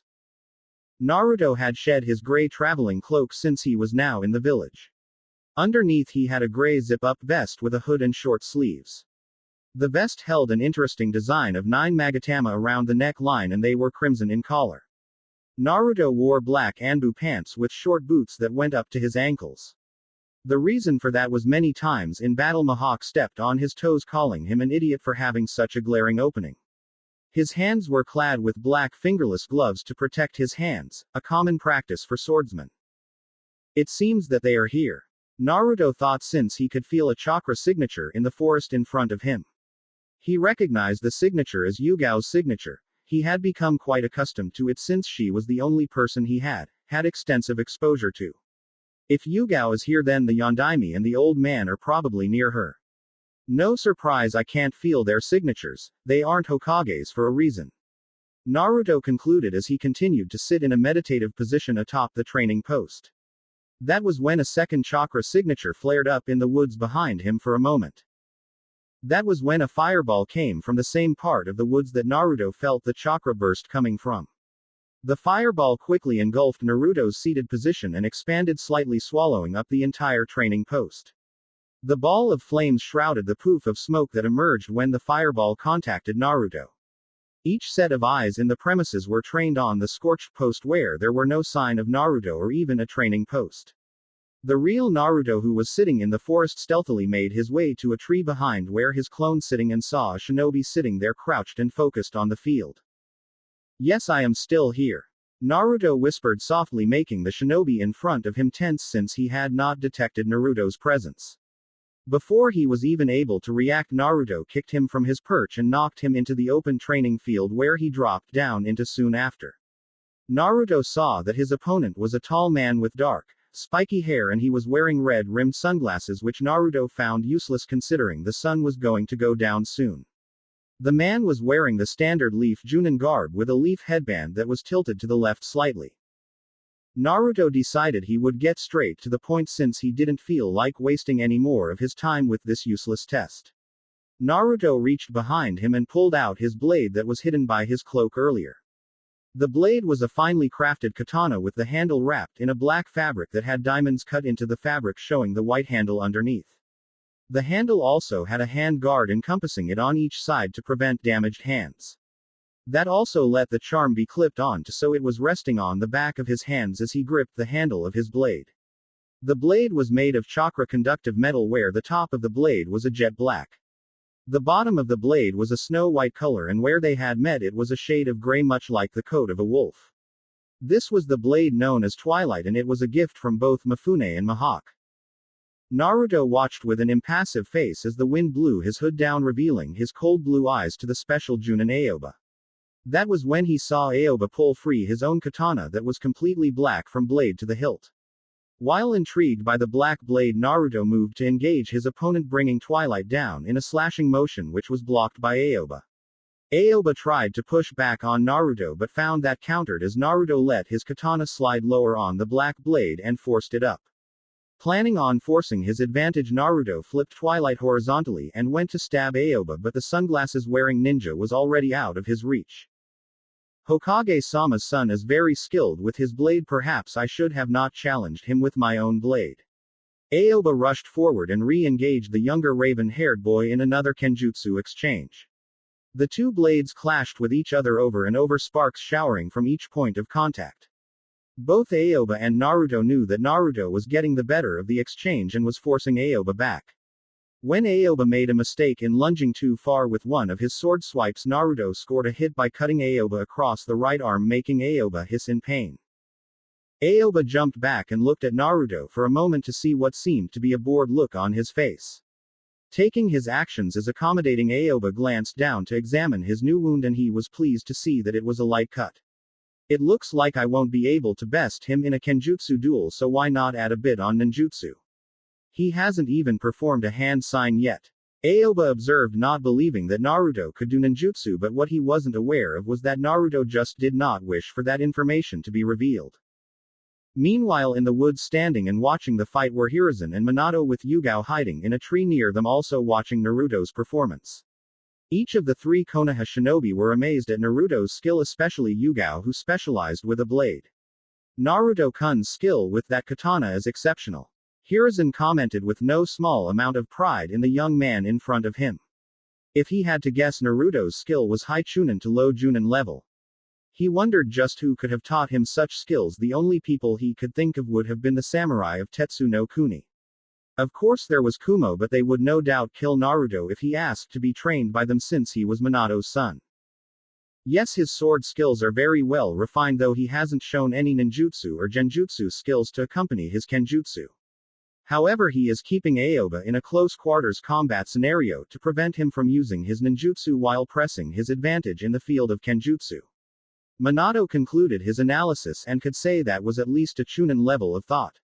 Minato was sure that Naruto could be chunin if he wanted to, because he could also see the way he carried himself was that of someone who had seen battle. Minato just wondered how much he had seen. Yugao was silently watching as Naruto skillfully countered each of his opponent's attacks and scored more than his share of glancing blows. She could tell Naruto was holding back, since it was nothing more than a spar. Amazing, he is doing all of this with just the base kenjutsu style. He has yet to use any techniques and he has a clear advantage. Yugao thought, watching as Naruto kept Aoba on the defensive. Yugao made a note to have a duel with Naruto when she had some off time to see just how skilled he was, because it was clear to her, an experienced swordswoman, that Naruto was holding back. Yes, Naruto-kun is very combat aware to keep Aoba from using whatever advantages he may have over him. He would make an excellent chunin, but he seems to be content with being a genin. I guess that doesn't matter though, since the chunin exams are coming up in a few months. Hiruzen replied with a small smile, since he couldn't wait to see who he considered to be a grandson excel like he knew he would. Hiruzen knew Naruto was hiding his skills from them, even if it was to your own village. Deception was still a shinobi's most powerful weapon. Yes, and we will be hosting these exams. Minato confirmed Hiruzen's statement with a nod of his head as his thoughts drifted to the chunin exams. The blonde Kage wondered how many teams would be sent to Konoha from the other villages. It would make sense for them to showcase their shinobi to show they were stronger than the other villages' shinobi. He made note to expand the stadium they had built already to accommodate what he assumed would be one of the largest exams in history. Minato sighed softly when he imagined the paperwork he would have to do. There has to be some way to defeat the monster known as paperwork. Minato thought desperately.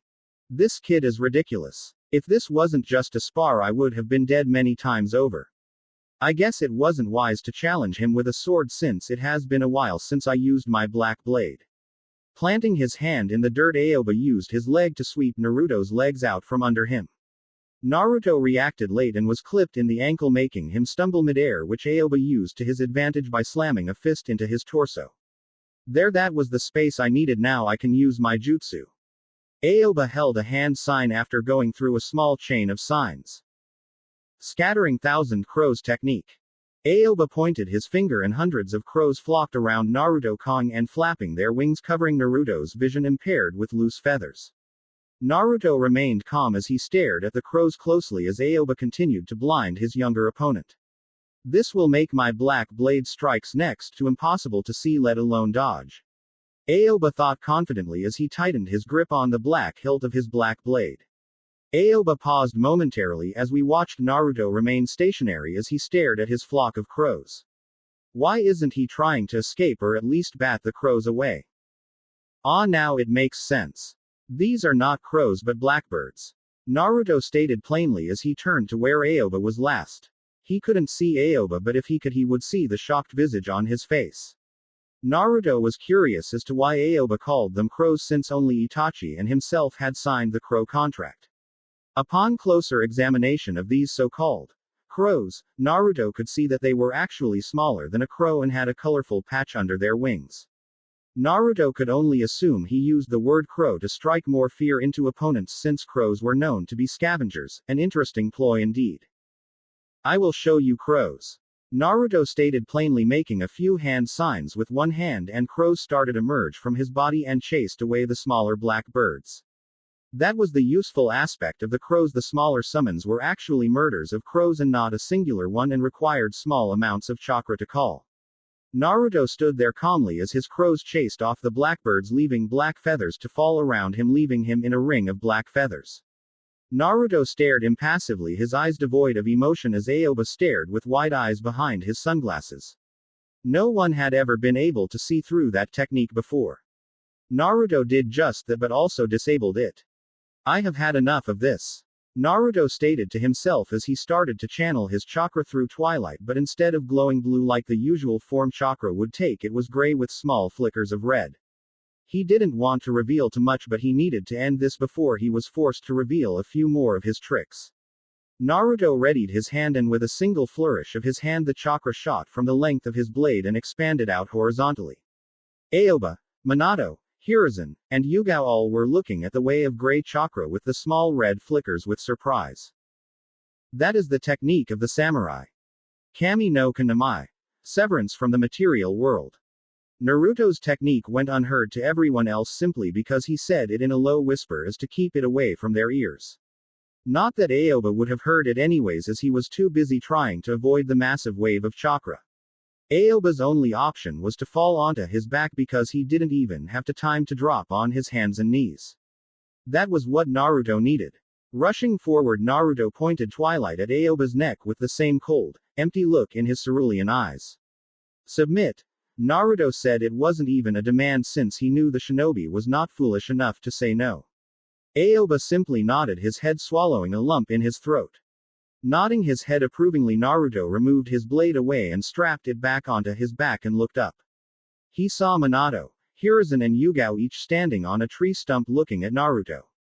Those 3 trees were not the only ones cut clean through. The cut went through 10 trees in both directions and at least 3 rows back into the forest. Naruto waited patiently as the observers walked forward and Minato dismissed Aoba. Naruto could see the pride in Minato's eyes, and he wondered how the man could feel any pride for someone he cast away like a piece of used paper. Naruto, what was that technique? Minato asked, hopefully being able to get Naruto to tell him something concrete. Naruto had not shown anything except crows and a skill with his katana, and he just needed to know more. Maybe all that time with Kushina and his daughters was starting to change his personality. Naruto let one of his eyebrows raise. Did he really expect Naruto to just give away his information? He may have hidden it with curiosity, but he was still fishing for information, Naruto's information. Naruto personally had no plans to share anything with this man, especially this man. It was a chakra flow technique. Naruto stated what they all obviously saw. This way he was able to be vague and say he answered the question. Yugao watched as Naruto spoke with Hiruzen before going to Minato and receiving his leaf headband, which was placed on a black fabric. She was amazed by the cutting strength behind Naruto's attack and knew that he had his own style of kenjutsu. All of this only made her want to duel with the young shinobi even more than before. She briefly entertained the idea of asking Naruto about his style, but killed that idea since this Naruto was much more guarded than the one from his childhood years. But maybe if she got to spend more time with him, then she could try to ask. Maybe not. I will take my leave now. Naruto stated simply when he received no disagreement. Naruto's body dissembled into a murder of crows, each cawing loudly as they flew away. The 2 Kage and 1 Anbu stood there in the field at dusk as a small wind blew across the field, staring at the spot Naruto was occupying. Each went their own way, their duties for the day done with, and many differing things to think about. Some of these thoughts revolved around Naruto's return and some did not. All that was certain was that things were bound to get exciting in the Hidden Leaf Village. Naruto was laying on his new bed inside of his new home and was simply staring at the ceiling, his blue eyes still containing that cold glimmer. Even though this new home was just as empty as his old room when he lived with the Namakazes, he felt much more at home. Naruto was resting with his hands folded behind his head and Twilight leaning on the bed just in case one of those foolish villages tried anything against him. Naruto's eyes glanced at the door to his bedroom, but what he saw was all of the doors in his new home. I need to brush up on my fuinjutsu, Naruto reminded himself, since he had slacked off on his training in that art. The first step in my plan is complete. I now have a village to protect me from the other villages. Now all I need to do is grow here in Konoha while keeping an eye out for internal threats. Then once I have the power I desire, I will begin to exterminate these threats. For Konoha, Naruto said mentally before falling asleep, Itachi's influence showing clearly in Naruto's thoughts. The business sector of Konohagakure no Sato was alive and bustling with people, each trying to find the best deals or a place to eat lunch. It was a place that was alive until the dead of night with those who were searching for something. People were chatting and exchanging money for goods with happy smiles on their face when they found their desired objects, or a disheartened expression when their search was fruitless. The people were going through an age of economic prosperity thanks to the accomplishments of their village's Kage. Konoha's economy was the classic case of a trickle-down effect. Minato Namikaze was a shinobi of extraordinary caliber with an even greater legend pinned with his name.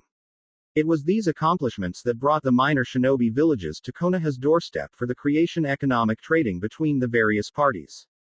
With those trading agreements, the influx of goods came in more products and the demand for Konoha products to bring to new markets. This gave people new creature comforts to purchase in hopes to impress people or just live comfortably. One thing was certain though, and that was there were happy smiles on the faces of the civilians. The atmosphere around the village hidden in the leaves could be called jovial. There was a pair of ice-cold blue eyes that could see through all of this happiness to see the true nature of the people around him. Under this facade of glee and celebration, Naruto could see what was truly lurking there. It was greed and malice, just like Naruto was subjugated to all those years ago when things weren't going so well. That was when the village was recovering and their hate drew them to the nine-tailed demon fox, or in their eyes Naruto. Even the children at that time who knew not of the pain caused by the fox ignored him and left him in isolation.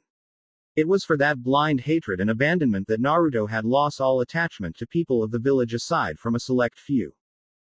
One visible eye staring impassively as he walked and another hidden by the black hair hanging over the eye. Naruto watched these people go on with their insignificant lives.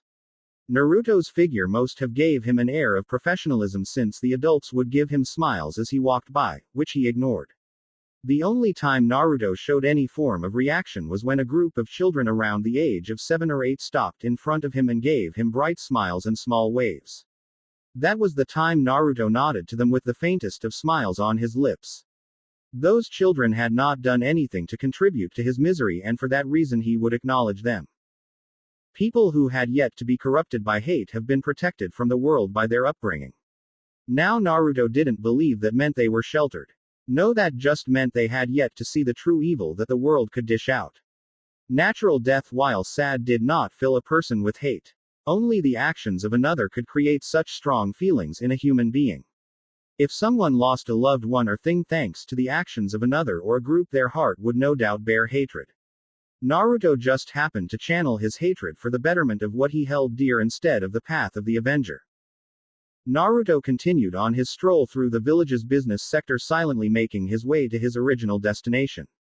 Naruto, after about 20 more minutes of walking at a relaxed pace, made his way into the Uchiha district.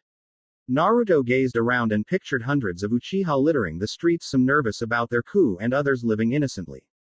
Naruto could only imagine what the former Uchiha clan were thinking when they thought they could get away with something like a revolt. I can tell you what they were thinking.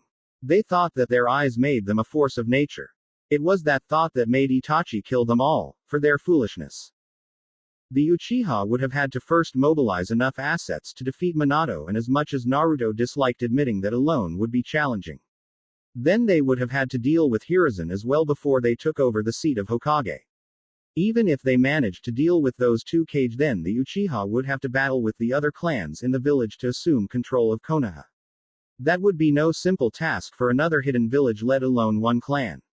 Itachi's way of killing the Uchiha was the most peaceful way of settling the issue of the Uchiha uprising. If he did not, then the village would have been tossed into a civil war, killing many civilians.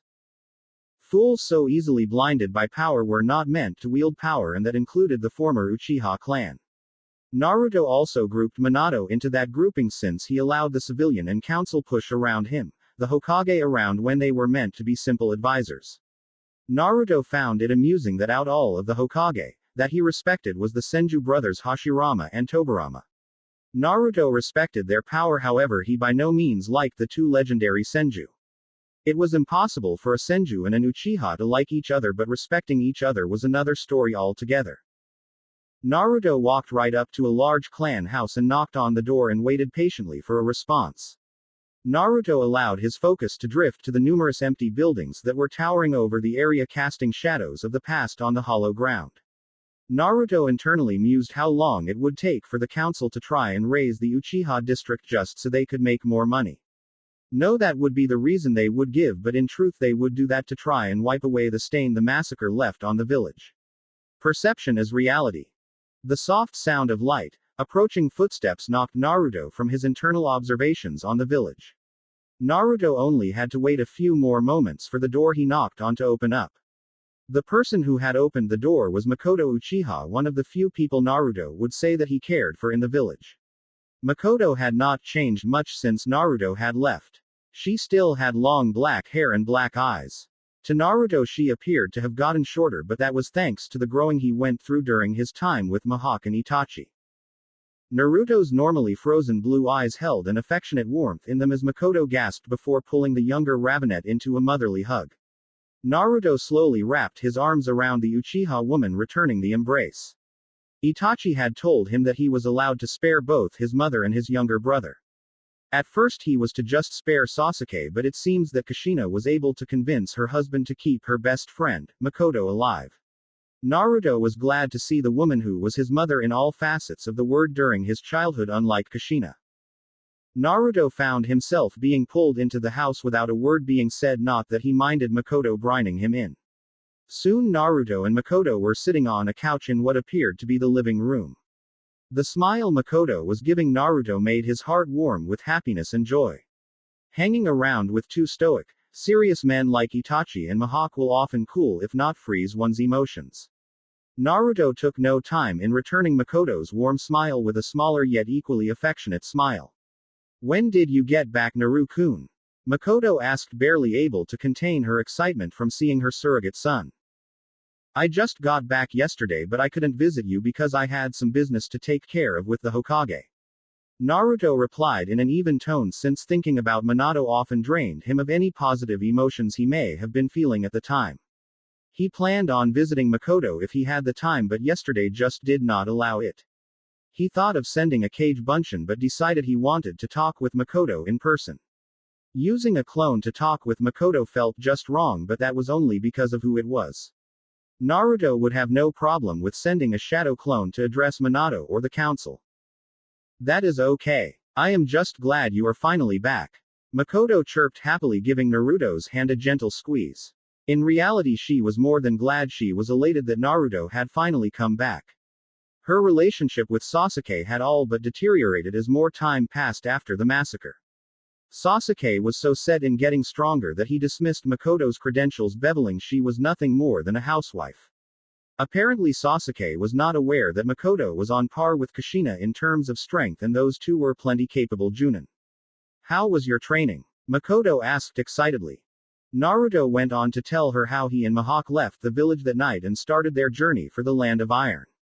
Naruto told Makoto how Naruto had taken his first life in the Land of Lightning when he and Mihawk had come across a settlement of bandits. Naruto told her how Mihawk said that killing someone under his eye now was a better choice than having him doing it later and freezing up, something Makoto agreed with. Naruto then recalled his time in Tetsu no Kuni and how he created his own sword style under the eye of Mifune and Mihawk. Naruto then told Makoto about how he had three natural affinities, which were fire, wind and lightning. Naruto remembered how Mihawk and Itachi referenced those three affinities as the three affinities of destruction. Naruto told Makoto how while improving his wind style ninjutsu with Mihawk he learned his fire styles with Itachi. Mifune and Mihawk assisted in accompanying those styles with his swordplay. Makoto's smile grew wider hearing Naruto's admission. Getting over the initial surprise of Naruto having three affinities, she offered to help Naruto train his lightning affinity. This brought a small smile to Naruto's face since he was just going to grab some scrolls to train, but learning from someone with more experience was always far better than reading it from a scroll. Come Naru-kun, now you are going to show me just how far you have come with the scrolls Shisui and I gave you. Makoto said happily as she pulled Naruto from the house to the wide backyard behind the house. Naruto took a moment to admire the natural beauty that the trees and flowers seemed to give to the training area. There was even a small pond at the far end of the field for what Naruto guessed was water-style ninjutsu. Naruto blinked away the daze he found himself pulled into by the nature around him. Naruto focused in on Makoto, who was standing across from them. Well then, show me how far you have come, Naru-chan. Naruto did not visibly react to Makoto's rather obvious attempt to get under his skin with that insulting suffix. Instead of showing agitation, Naruto brought his hand over one of the crimson magatama on his zip-up vest. There was a small plume of smoke before Naruto found himself with a handful of shuriken. Naruto chucked the 5 black stars at Makoto, not waiting for results. He held a hand sign and vanished in thin air. Makoto avoided the spinning stars of death easily and glanced to her left where Naruto had reappeared. Naruto quickly threw more shuriken at Makoto. Makoto, who did not have her own ninja tools, could only avoid the projectiles instead of deflecting them. Makoto caught a small flash of smoke from the corner of her eye and turned her head to look at the smoke to see that it was already gone and Naruto was there. Makoto reacted with a kick aimed at Naruto's chest, which Naruto could not avoid thanks to his attempt to rise up before the kick was thrown at him. Naruto crossed his arms in front of his chest using his forearms to absorb the impact behind the kick. Naruto slid back from the force of the kick and started to shake the tingling in his arms away. Your Shunshin jutsu was nearly flawless, but your substitution jutsu could use some work. Now Naru-kun, show me your elemental. Makoto's request was cut short when both she and Naruto focused in on the puff of smoke that erupted in between the two. When the smoke blew away, it revealed an Anbu crouched facing Naruto. The Anbu was dressed in the standard Anbu attire with a bear mask. Naruto just knew he wasn't about to like what this man had to say to him. Namikaze-sama, Hokage-sama requires your presence immediately. Bear's tone was calm yet insistent. Naruto frowned for a moment before it washed away under a look of boredom that took over Naruto's face. He wondered if Minato already had something for him to do already. Naruto glanced over to Makoto to see her nodding her head, understanding that he had to go for the time being. Naruto, not even bothering to acknowledge the Anbu, held a hand sign and vanished in a Shunshin. The bear-masked Anbu quickly followed suit in a hidden leaf Shunshin to return to his duties. Makoto sighed softly before walking back into her home. Naruto formed from a murder of crows inside of the Hokage's office, alerting the man who was his father to his presence. Naruto figured just showing up in a Shunshin would end poorly for him since it was unwise to startle a cage. Once fully formed, Naruto found himself looking at a smiling Minato Namikaze. Naruto just stared at the man with an impassive gaze as he brought his arms up and crossed them over his chest. Naruto was irritated that he had to leave one of his favorite people for one he had nothing positive to say about. Minato's smile faltered, realizing that Naruto was not going to say a word until addressed. I have received a request for backup from Team 7. It would appear that their mission to escort Tazuna, the bridge builder to the Land of Waves, has taken a turn for the worst. On the way to Nami no Kuni, they were attacked by 3 swordsmen of the Hidden Mist. Zabuza Momochi, the demon of the Hidden Mist. A former missing nin from Kirigakure who wields the Kubikiribocho but was reported to be wearing a Kiri headband without the cut across the Kiri insignia. Accompanying Zabuza was Kushimaru Kuriare. We were under the impression Kushimaru had fled from Kiri, but that seems to not be the case. There is also another, a boy around your age who has pointed teeth and blue hair. There is no intel on this boy. Minato relayed what Kushina and Kakashi had given him into a report. Normally I would send another Genin team to back up Team 7, however the other teams are already out doing missions in the fields. That is why I will be sending you to Nami no Kuni, alone. Minato added to see if Naruto would show anything similar to an outward reaction, but Naruto did not even bat an eyelash. Naruto continued to stare at Minato with one cold eye visible and the other hidden by his black hair.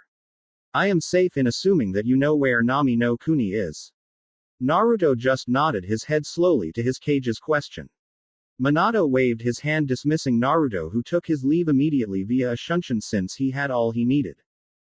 Naruto was walking through the streets of the Nami no Kuni, and it reminded him of how he was forced to live when he was a child in Konoha. Most of the food the vendors were displaying were rotten or on the verge of rotting. All of the buildings looked like they were on their last leg, and one good, strong wind would knock over the buildings. Each of the towns Naruto had passed on the way looked much like this one. Naruto found a rather modest-looking pub and figured that he could find what he was looking for there. Opening the doors, Naruto took note of the oppressive atmosphere lingering in the pub that engulfed him as he stepped in. Naruto silently listened to the quiet conversations that were going on around the bar. Naruto continued to hear the name Gato in each of the conversations he listened in on. Naruto went through all the information he had learned during his travels with Mihawk and Itachi. Gato is the business tycoon and shipping magnate. Founded Gato Company and is apparently occupying land of Great River along with Nami no Kuni. Possible that he hired the Kiri shinobi to remove Tazuna, whose bridge would break his monopoly. Yeah, apparently Tazuna-san has hired some shinobi so that he can finish the bridge. That was why he had all those extra people with him. I am just glad he lives at the far east end of the village, that way I'll be safe if they get caught in a shinobi battle. That last exclamation got a round of cheers from the other patrons. A few of them didn't look too happy with what the unnamed man said. This told Naruto that these people were probably bridge workers under Tazuna's lead. Naruto moved from his spot leaning near the entrance and walked out of the bar since he heard all he needed. It only took Naruto around 10 minutes to get to the end of the small village, and that was just because he took his time. Naruto came up to a rather modest two-story home and knocked on the door. It only took a few moments for someone to open the door and greet Naruto. The person who greeted Naruto was a woman with long navy blue hair and a pink shirt and was looking at Naruto questioningly. Hello, my name is Tsunami. May I ask why you are here and who you are?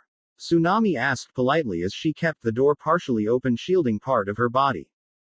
Hello, my name is Naruto and I am here as the reinforcements that the team called for. Naruto explained in his normal bored tone, but there was a politeness mixed in there with the usual monotone. Naruto watched with bored, blue eyes as he saw Tsunami's naturally guarded posture visibly relax and her smile brightened. Tsunami stepped to the side and let the door open for Naruto to make his way into the home. Naruto stepped inside of the margin with his hood over his head. He could hear the loud chatter of his sisters and mother in the other room with a more masculine voice laughing. He assumed that was the bridge builder, Tazuna, since Kakashi was not quite as scruffy. My, they sent you all alone. You're no older than the others with Kakashi-san and Kushina-san. Tsunami said with no small amount of surprise that Naruto alone was the reinforcing force Konoha had sent. Naruto chose not to reply to Tsunami's statement since it was clear the woman was ignorant to the shinobi world. In the world of the shinobi there were children younger than Naruto and stronger than Kakashi, who was a high A-rank shinobi in his own right. That wasn't the woman's fault though, since Nami no Kuni had no shinobi force stationed within its borders. The only thing they had resembling a military was the daimyo's personal samurai guard. Naruto and Tsunami walked into what appeared to be the dining room where everyone seated took notice of the two.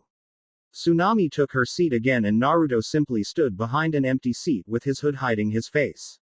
Team 7 plus Tazuna were all staring at Naruto curiously, no doubt wondering who it was. Narumi noticed the handle of Twilight and the charm hanging from the grip. Narumi's hands flew over her mouth as she gasped at the same time Naruto pulled his hood off of his head. Kushina, Narumi, Naomi, and Kakashi all had wide eyes as they gazed at the different yet familiar face of Naruto. Sochi. Kushina cried out happily as unshed tears pooled in her eyes looking at her son who she had not seen in 5 years. She got up from her seat ready to hug her son, but that was stopped by Naruto, who held his hand up. Naruto's cold look got even colder when he looked at his so-called family. His frigid visage made Sakura, Tazuna, and Sasuke all shudder while those he was looking at froze in place. Kushina brought her hand up over her heart, which suddenly started to clutch in pain. It felt like she was being stabbed by the blade on her son's back. It felt horrible. Do not even bother trying to attempt touching me because I will react violently to any non-allowed physical contact. Also, I am not your son, Kushina, you lost that right long ago. Naruto said coolly as he stared at Kushina with eyes as cold as steel. Kushina felt like she would break down in tears right then and there. Naomi and Narumi were not in any better of a state. Sakura, Tsunami, and Tazuna looked between Naruto and the others, confusion evident on their respective faces. Sasuke was just sitting there silently thinking about the confrontation with the swordsman, not caring in the slightest about the drama before him. Kakashi looked at the Namikaze Uzumaki females and could see they were near their breaking point and hoped he could say something to stop this tense confrontation. Now Naruto, I am sure you don't mean that. After all, Kushina-sama is your mother and Naomi and Narumi are your sisters. Kakashi explained with a lazy drawl as he looked up from his Ika book right at the Ravenet. He too was glad that his sensei's son had returned, but what he was saying was just not something you say to your mother. Naruto's cold azure eyes stared at the mask-wearing Junin with cold indifference. It matters not. This is not the place to discuss personal matters, we are on a mission.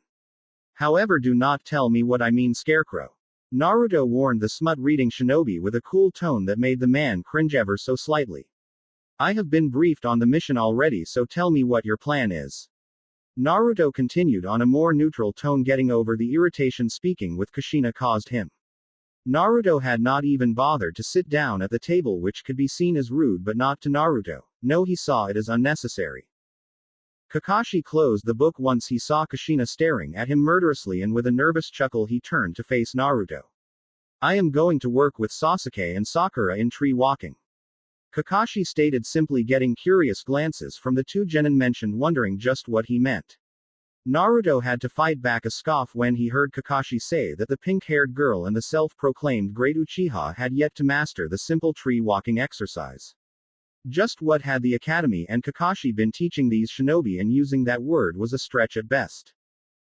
Naruto turned his cool, penetrative gaze on his two sisters, who had yet to say a word since he had arrived. Naomi and Narumi couldn't help but squirm under the brothers' chilling gaze, and what was worst, he wasn't even glaring, it was just a stare.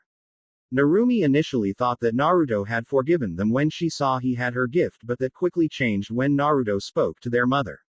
Naomi had hoped to speak to Naruto, but one look at her elder brother had stopped her dead in her tracks. Naruto turned his gaze to his Junin superior, Kushina, which let his sisters release the breath they were not aware they were holding.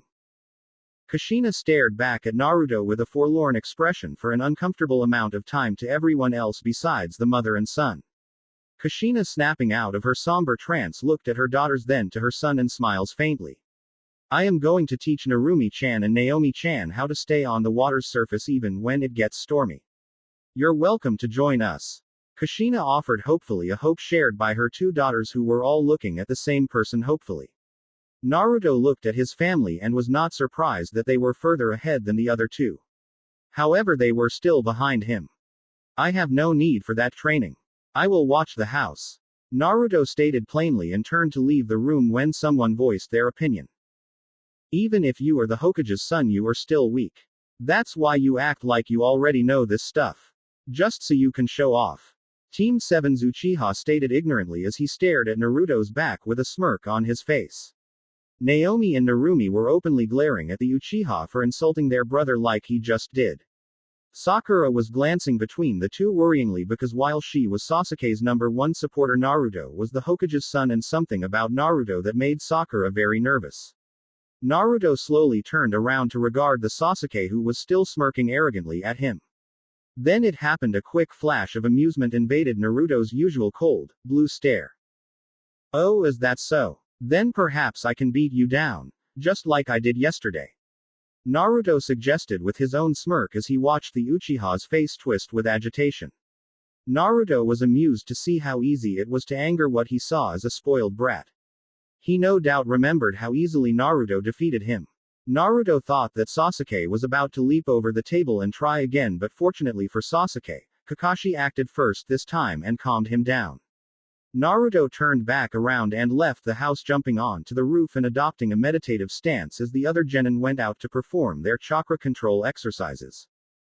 Kakashi had taken Sakura and Sasuke out to a forested area behind the house and stopped, allowing Sakura and Sasuke to inspect their training ground. There were very tall trees in front of them with no branches sprouting from the sides. They didn't have any more time to admire the trees because Kakashi had thrown a kunai in front of each of them. Kakashi, feeling their questioning looks, looked up from his smut and explained. Here is what you need to do to complete this exercise. Kakashi then slowly walked towards the tree, then without even breaking stride he walked straight up the tree and paused about halfway up the trunk.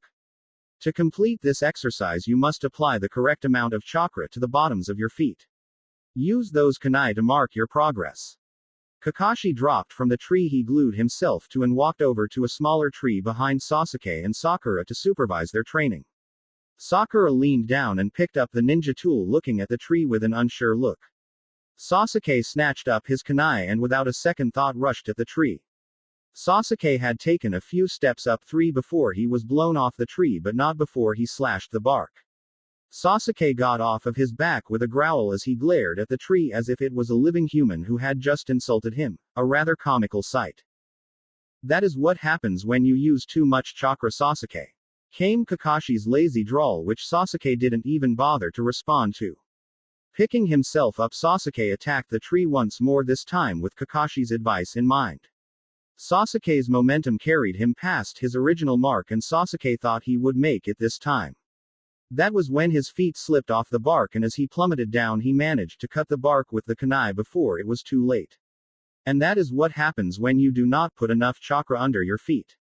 Again came Kakashi's advice, which held both a lecturing and amused tone, seeing the Uchiha fall on his head. Sasuke grunted as he righted himself and shot Sakura a glance, expecting her to be in a similar state. Sasuke's black eyes widened when he saw Sakura sitting on a rather high branch up near the foliage with her tongue sticking out and looking very proud of herself. Sasuke snarled to himself and tightened the grip on the handle of the kunai. He was not happy that Sakura was ahead of him, an Uchiha. That thought alone was just infuriating. How could he kill Itachi if he couldn't even beat the pink-haired Kunoichi in tree climbing? He couldn't. Kakashi had a more logical perspective from his branch. No surprise in that one. Her folder said she was incredibly smart book-wise, so this simple of a theory wouldn't be too difficult for her to grasp. It also helps that she doesn't have the largest chakra reserves. She'd make a fine medic nin. Kakashi smiled, looking at Sakura, who was trying to not let Sasuke catch her giggling at his falling on his face. Kakashi leaned back against the tree he was occupying with a tranquil smile. I should have passed a genin team long ago, this is pretty nice. Kakashi thought as he went back to reading his smut shamelessly as the two genin under his tutelage continued to work. Kushina, Naomi and Narumi had taken their training to a more suitable location down near the sea, each lost in their thoughts at the moment. The waves came and went with fluctuations in the lengths of their crests fitting of the geographic space named Nami no Kuni. The only objects providing a break in the constant waves were the supports that dove into the water holding up what had been built of the bridge. The three Kunoichi had not even made it into the water, showing just how distracted they were from their brother's rather sudden reappearance in their lives. Narumi was the first of the three who was able to break away from the mental trance Naruto's appearance had put them in. Narumi, looking at her sister and mother, smiled sadly since it seemed that they were in similar states. Coughing loudly to get their attention, which it did, Narumi gave them each a small smile. Come on, Naomi-chan. Ka-san, the sooner that we get this training done, the sooner we can speak with Naruto-kun, or try to at least. Narumi decided to keep the last part to herself, seeing the hopeful expressions on Kushina's and Naomi's faces so that she didn't crush their hopes. Naomi shot her sister a beaming smile, totally agreeing with her words and ready to finish their training. Naomi turned to face her smiling mother with fists clenched and eyes burning with determination. Kushina smiled, proud of both her daughters, Narumi for her words and Naomi for her determination. Kushina channeled some chakra to her feet and launched into the air, with the chakra enhancing her jump. Landing on the crest of a wave, Kushina evenly distributed the chakra throughout the wave's falling motion, allowing her to stay stuck to the surface. Waiting for the wave to hit the bank, Kushina jumped back in between her two daughters. Now you have been taught that to stick to a calm surface you need to channel a consistent amount of chakra to your feet, however an active surface is another matter. If you try that while riding a wave, you will be swallowed up by the wave. To stay atop a living wave you must apply different amounts of chakra to the soles of your feet, some places more concentrated, others not so much. Each wave is different than the last, and the only way to learn is through experience. So off you go. Kushina waved off her two students just as a large wave crashed down and created a light spray. Taking a few moments to appraise the waves rolling in towards them, the sisters looked at each other and nodded their heads and jumped onto the waves. They managed to balance themselves to the surface of the wave and for a few moments as the wave swelled down, but then the two kunoichi sunk into the wave. Kushina would have been surprised if they had managed to do it on the first try because of the difficulty of this exercise. Naomi and Narumi climbed back on to the surface and waited for the next wave to roll in. The quicker they got this done, the sooner they could try to make amends. Naruto was sitting silently on the roof of the house with his eyes closed as his body set in a meditative position. He created a few shadow clones to observe the house while he meditated in the peace he was gifted. Naruto enjoyed meditation since it gave him reprieve from the daily burdens of shinobi life. He also learned that it helped fine-tune chakra control. It was these two things that had him thanking Mifune for forcing him to meditate. He could hear everything from the animals rustling through the woods to the waves crashing down on the shores. That was when his attention was pulled elsewhere, when he felt a small tug in his mind, curious as to why he allowed himself to be pulled into. Waiting until the tugging sensation subsided, Naruto slowly opened his eyes and looked at his new surroundings. The first thing he noticed was that his feet were wet, but the first thing he saw were solid walls bathed in a faint orange light. Naruto arched his eyebrow as he looked around, taking note of the large pipes that were hanging overhead. Naruto had his suspicions to where he was, but knew of only one way to make sure he was right. With his goal in mind, Naruto began to wander in the only direction available to him, and that was forward. Naruto continued to walk into the endless darkness, but with each step more of the way was illuminated for him, but just the space around him. Naruto thought this to be his mindscape, which was a place in all living beings, yet only few utilized the space. People like Jinchuriki or even the Yamanaka, who used the mindscape as a base of operation when scanning the mind for information during interrogations. The strange thing was that Itachi and Naruto had tried to access the mindscape. Something prevented them from doing so, most likely the conscience of the Kyuubi. Finally, after an uncertain amount of time spent walking, Naruto found himself standing in the center of a large opening where all the pipes seemed to come to an end. In front of Naruto stood a line of thick steel bars that converged on a tag that had the kanji for seal on it. Naruto looked into the darkness behind the bars with his cool, blue eyes. Naruto continued waiting until a growl that rippled the water around his feet. The only effect the growl had on Naruto was that it blew his black hair back. Once the growl ended, a figure came from the shadows. Not to his surprise, Naruto was greeted by the sight of a large fox lying on his front paws, staring at him with red, slitted eyes. Naruto looked over the mass of large orange fur and took note of how the kitsune's torso was similar to that of a human, and he even had thumbs. The fox had large ears and what appeared to be whisker marks. Naruto knew this was the Kyuubi, but yet the being of chakra didn't have 9 tails, he had half of a single tail. Naruto simply stared at the legendary creature, not showing the slightest ounce of fear. My jailer graces me with his presence. So to what do I owe this honor? The Kyuubi's voice was deep like a baritone and reverberated off the walls, creating a dark echo. Naruto simply stared at the sarcastic Biju with an arched brow. Certainly this creature did not take him for a fool. Naruto narrowed his eyes and glared at the beast coldly. He didn't not like being thought of as a fool. The Kyuubi meanwhile was slightly surprised at the chilling gaze the human before him was displaying. By no means did it instill fear into him, but it was something to see that look in the eyes of a human. Do not play with me, Kyuubi, you will find out that I am not one for games. We both know that I do not hold any of your chakra and that you have been keeping me from entering this place. Naruto retorted, unafraid of the beast said to be able to create tsunamis with a simple flick of a tail, his voice holding the slightest amount of irritation. Kyuubi or not, Naruto would not be manipulated by anyone or anything. Naruto would answer his own calls at the times he saw fit to do so. The Kyuubi just growled darkly to the human's rather flippant response to him, the Kyuubi. That is right, I remember that night very well.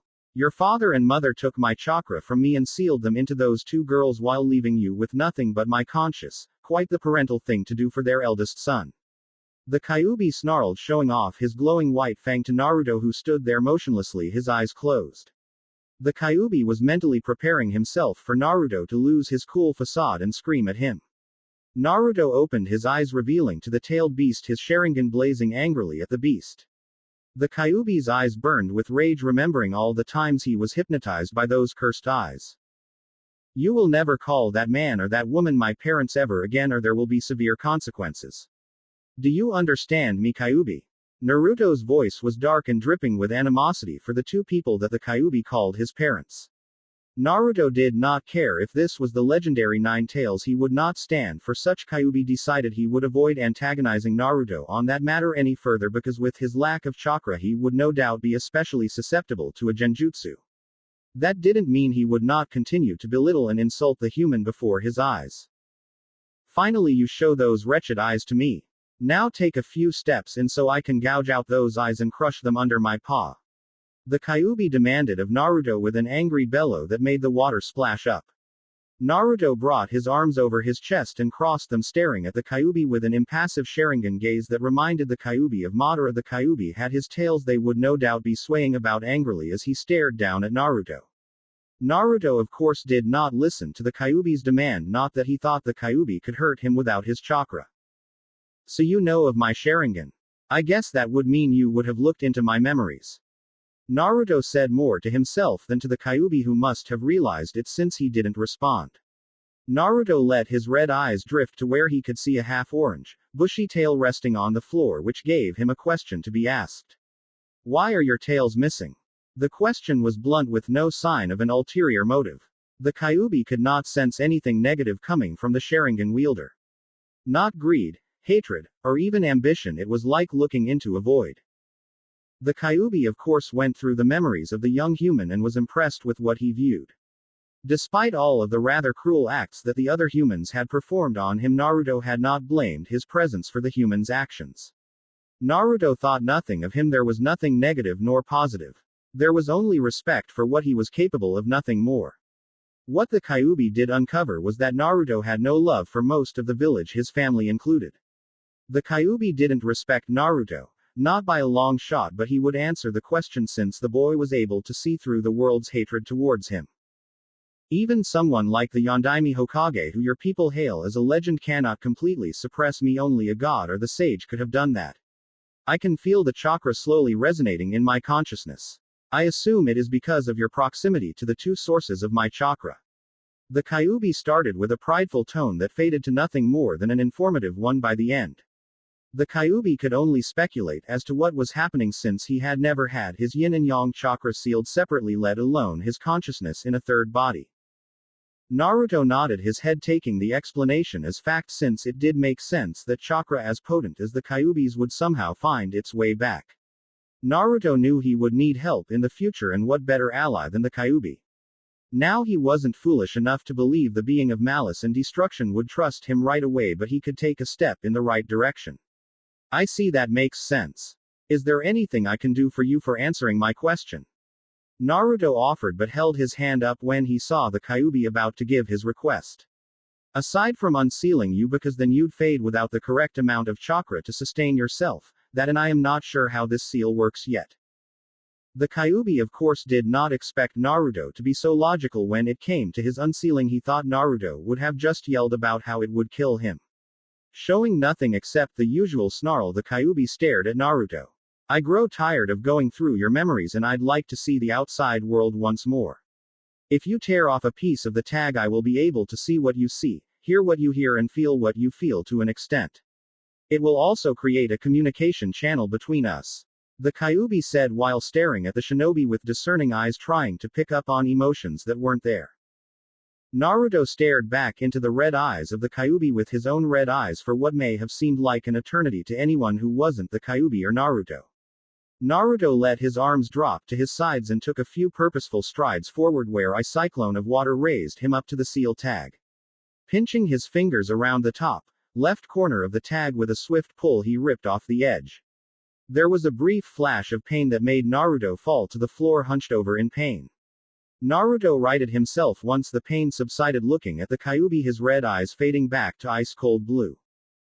Naruto brushed the one bang hanging over his eye away, and it just fell back to its original position over his blue eye. Naruto felt a slight propelling in his mind and assumed that his time in the mindscape was coming to an end. Thank you for the knowledge, Kyuubi. I will be seeing you.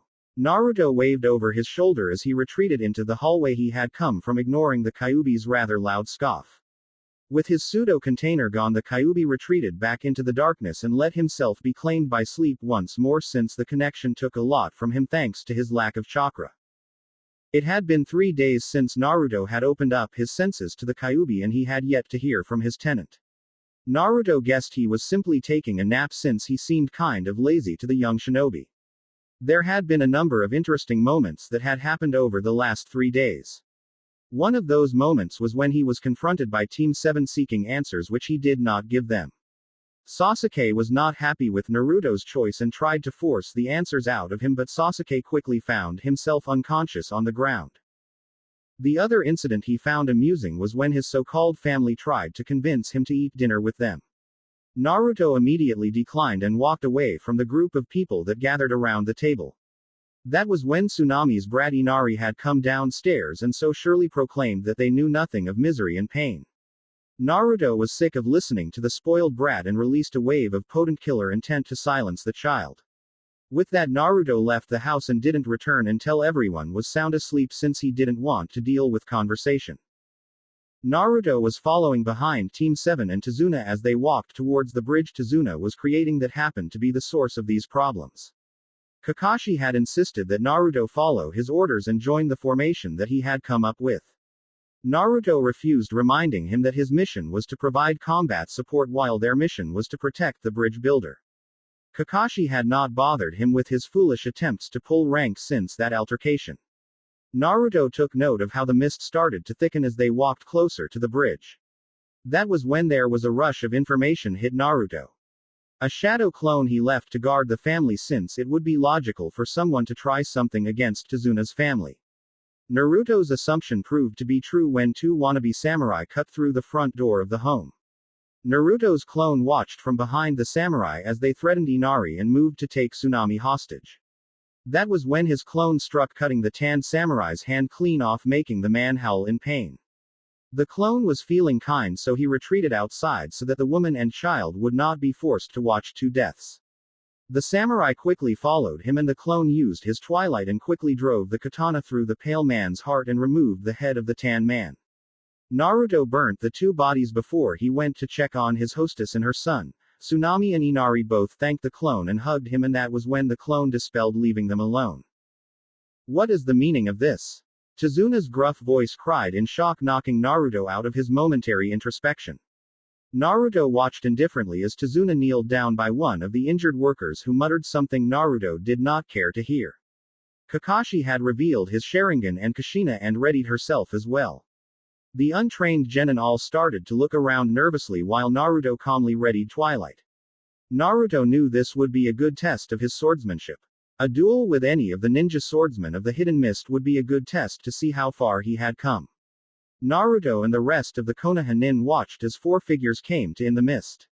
Arrogant fools, Naruto thought, seeing their intent for a head-on collision. Well, Sharingan no Kakashi, it seems you were off about my death. Those eyes can't read the future, but I can tell you your future. That future is a death at the end of my executioner's blade. A man with no eyebrows and his mouth covered in white bandaging stated, firmly pointing his huge blade at Kakashi. Naruto knew from the sword alone that this man was the demon of the Hidden Mist, Zabuza Momochi. Kakashi of course did not respond to the swordsman and just stared at the man. A second figure came out of the mist, standing to Zabuza's right. The man had blonde hair much like Narumi's hair, and his face was hidden by a Kurigakure hunter shinobi mask. The man was twirling a large needle menacingly, but everyone on the bridge knew that was no simple needle. This long sword was known as the Nuibari, or the sewing needle. It was called such because of the thread in the base of the sword that was used to stitch together what the blade would pierce. Kushimaru was currently smirking as he stared at Kushina from behind his mask. I owe you for that punch you gave me last time, bitch. Kushimaru finished in a shrill laughing that made Kushina frown at the maniacal blonde swordsman. The next people to emerge were around Naruto's and the rest of the genin's age, one boy and the other a girl. The boy was at Naruto's height and had short blue hair and blue eyes placed behind a pair of glasses connected to ear protectors. He had blue pinstripes on his shirt and camouflage pants with a holster carrying a large blade. Naruto knew the blade. He made sure to know all famous blades. That sword was known as Haramakare, often called a twin sword because of its shape. It had 2 indentations at the base creating a cross guard and was also extremely heavy. The hole and top of the blade would emanate the user's chakra, coating the blade, allowing the chakra to take any shape. The girl next to him did not draw any attention aside from the fact that she was in the full Kiri Hunter nin suit. Naruto, can you handle the boy with the blue hair? Kakashi asked quietly, still staring at Zabuza, who was smirking behind his bandaging. Naruto did not reply. He was too busy eyeing the blue-haired boy who was squirming under Naruto's intense gaze. Kushina was about to repeat the question when suddenly there was a burst of air that blew from where Naruto was standing. Chojiro's eyes widened when he felt pain in his stomach and was launched to the far end of the bridge. No one was ready for Naruto's sudden burst of speed. Zabuza looked at Kakashi, his brow ridge raised as he looked at the Hatake. Kakashi looked over behind Zabuza's shoulder where Naruto and the blue-haired boy were before they were surrounded by the mist. Kakashi focused back in on his opponent, his Sharingan ready to trace any slight movements. It doesn't matter who he is, Zabuza. All that matters is that he is your enemy. Kakashi replied tersely as he waited for his opponent to strike. Zabuza frowned at Kakashi's answer, clearly intrigued by the kid who managed to get so close to him so quickly. Zabuza wasn't too worried since he would have his fun with the brat after he dealt with the fabled Sharingan wielder. Kushina, who had to leap back to avoid having the Nuibari so through her foot, turned her attention to her genin students. Seeing how on edge they were, she shot them a disarming smile. You 4 protect the bridge builder, we will take care of these men. Kushina's voice, though comforting, was a firm order to her students. With her piece said, Kushina launched towards Kushimaru before the mist got too thick and hampered her vision. From within the mist there numerous occasions where metal contacting metal rang out. Kushina managed to stop a few of Kushimaru's forward jabs with the standard leaf Tonto. Zabuza brought his executioner's blade down on Kakashi to cleave the leaf Junin in 2 pieces, but only found the ground of the bridge. Haku! Zabuza barked out as Kakashi tried to put space between him and Zabuza. Not a moment later, the girl who was dressed as a Kiri Hunter nin appeared beside the shinobi. I want you to take care of those kids, then kill the bridge builder, do you understand? The young Kunoichi uttered a quick affirmative and Sunshine to go do battle with the genin. Kakashi wanted to help his students, but Zabuza was having none of it as he used the reach of the large cleaver to his advantage. Kakashi could feel the bridge material splinter under the force behind Zabuza's attack, making the masked shinobi glad he evaded. Copying the chain of hand seals Zabuza was going through, both shinobi launched a dragon of water at each other. The dragons were evenly matched, and when they collided they soaked Zabuza and Kakashi. Rushing forward again, Zabuza charged in with his cleaver overhead and ready to strike. Fortunately, Kakashi struck first by stabbing Zabuza in the heart just before the giant sword contacted his shoulder. Zabuza turned into a puddle of water upon being stabbed by Kakashi's kunai. A water clone. Kushina too was having a difficult time with the blonde swordsman from the village hidden in the mist.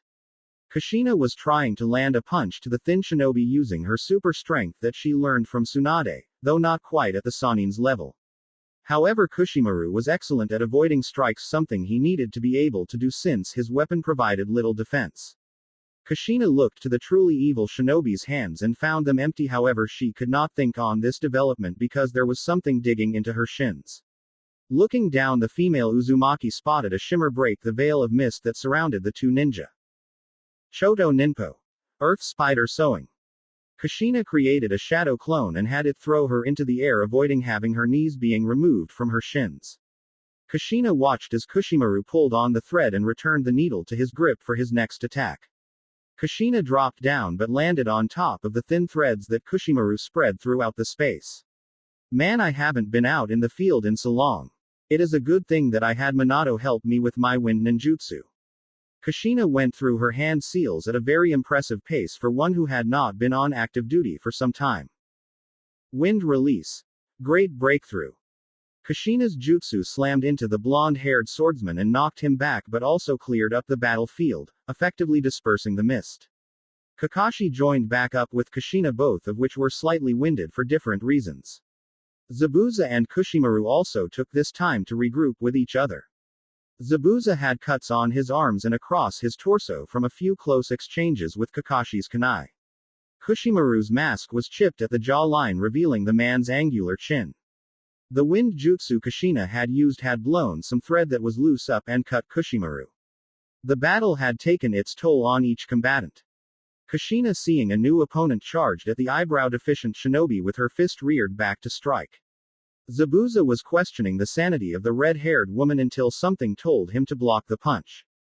Trusting his instinct, the Kiri shinobi flipped his blade and blocked Kushina's chakra-enhanced strike with the flat side of his executioner's blade. Zabuza felt the impact being absorbed by his forearms and felt that his blade would crack when it started to show small spider web-like cracks. However, the blade was crafted well enough to avoid from being shattered, but another few strikes like that would surely destroy the blade. That was just ridiculous. If I let the blade take any more hits like that one, I won't be able to fix the blade with blood. That only works when there is a piece of the weapon connected to the handle. Pieces on the ground just won't do. Zabuza ranted in his mind as he grunted, swinging his blade at Kushina, forcing her to retreat momentarily. Creating 3 Mizu Bunshin, Zabuza gave them silent orders to attack Kushina in a triangular formation. Zabuza watched on as his 3 water clones each converged on Kushina simultaneously, with their replicas of the executioner's blade rose overhead and ready to strike. Water release. Spinning water. Just before the Zabuza clones could carve into her flesh, Kushina began to spin in a clockwise motion with her hand open. Not a moment later, small specks of water spun with her, steadily growing until the water formed a dome that was spinning and compact. The water quickly swallowed up the clones and the would-be assault. The water continued to rotate violently until it dispersed, revealing a glaring Kushina.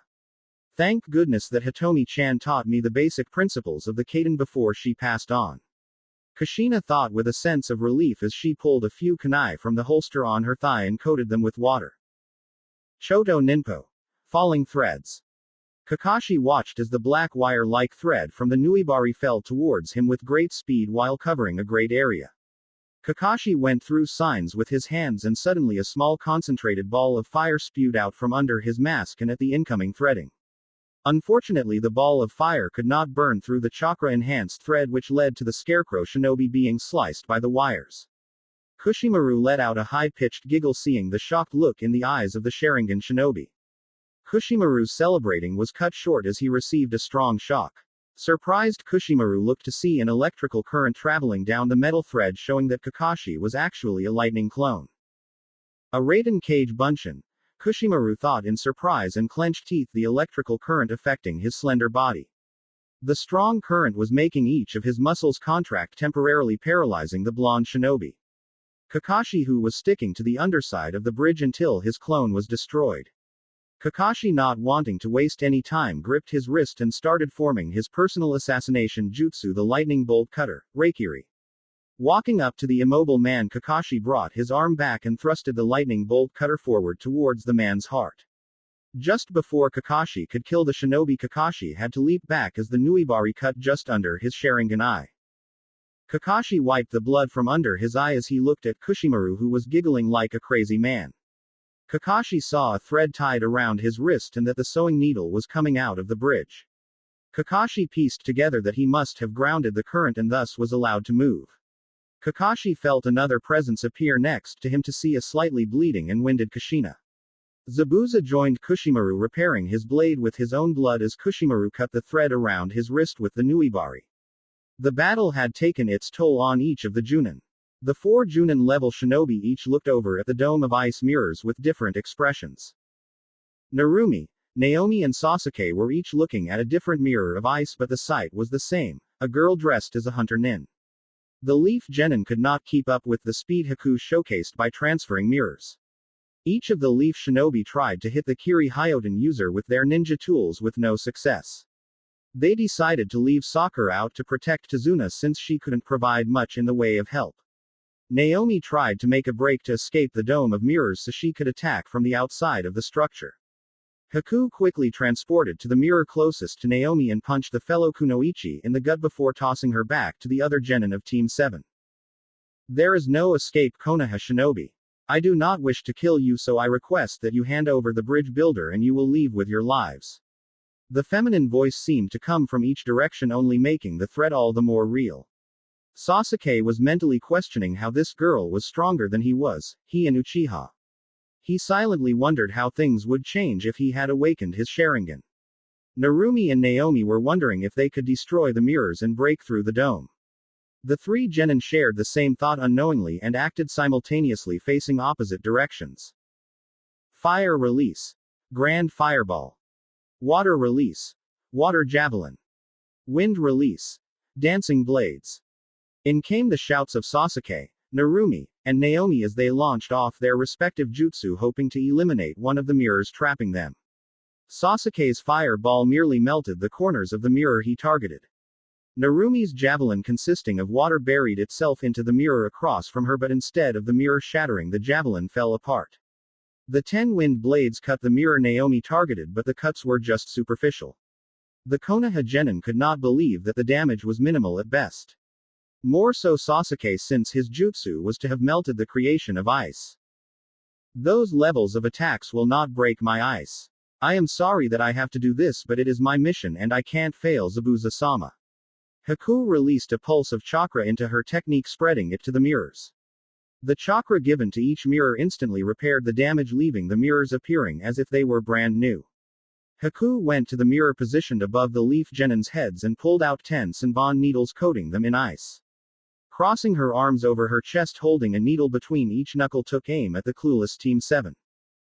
Hey Emo, I need you to provide the fire and I will use my wind to power it up. Got it? Naomi demanded of the Uchiha, glaring at one of the many reflections of Haku. Sasuke grunted, slightly annoyed by the Emo remark, but decided it was best to focus on the threat before his eyes. Sasuke nodded and moved next to Naomi as Narumi stood behind the two, waiting for their collaboration attack to start. Haku, who was overhead, had no intentions to let this happen because a wind-enhanced fire jutsu would surely melt one of her mirrors. Hyoten. Ice Needles of Death. The 10 needles were quickly launched at the genin from above, and before they could react, more frozen Senbon were launched at them from the left. Turning to the left, Sasuke, Narumi and Naomi were assaulted by more frozen needles from behind. This continued for the following minutes. The 3 genin were bleeding from cuts on their arms and legs, with more needles sticking from them like a pincushion. It was thanks to the Kyuubi chakra that Narumi and Naomi were still conscious, however Sasuke was not as lucky. Just when it seemed that the Namikaze Uzumaki girls were about to defeat it, a large explosion drew the attention of all on the bridge. Prior to the explosion. You're good. That was the simple statement Naruto used as he locked his blade, Twilight, against Chojiro's much larger Haramakare. Both teams were sweating lightly since their battle up to this point was nothing but a duel of swords. Chojiro was in worst condition, however, due to the effort it took to wield the Haramakare. Both swordsmen had small lacerations marking their clothing, but only a few of the cuts actually drew blood. Naruto eased up on his blade, causing the unsuspecting Kiri shinobi to stumble forward, leaving him open. Naruto took advantage and lashed out with a powerful kick to the gut. Chojiro tumbled to the ground from the force of the kick. Naruto stood there silently, waiting for Chojiro to stand up, since he had no desire to kill someone who could test his skills in the future. Thanks. You are pretty skilled yourself, Shinobi-san. Chojiro replied, wiping some blood that was dripping from the corner of his mouth. Chojiro's blade flared to life with chakra as he swung the blade at Naruto, who didn't have time to avoid it and had to stop it with Twilight. The blue glow from the Haramakare was only inches from the bang of black hair over Naruto's eye and inching closer. Soon the force was too much for Naruto to take, and Naruto was launched backwards into a railing. Groaning, Naruto shook the feelings back into his arm and shakily readied himself once more. He is incredible. He has managed to keep up with me to this point in swordsmanship, and I am one of the 7 swordsmen of the Hidden Mist. Can I win? Just when it seemed as if the blue-haired boy's confidence was going to falter, an image of a beautiful woman with red hair and a charming smile filled his mind.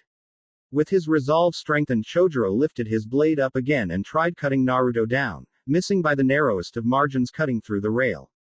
Naruto, sensing his opponent become more confident through his concise actions, moved back to the center of bridge behind the other battles.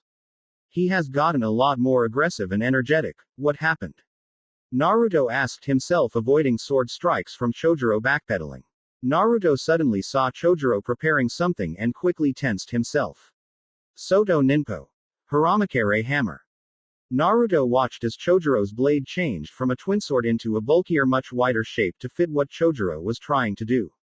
The chakra started off as a light blue and constantly grew and grew until the chakra became dense and heavy.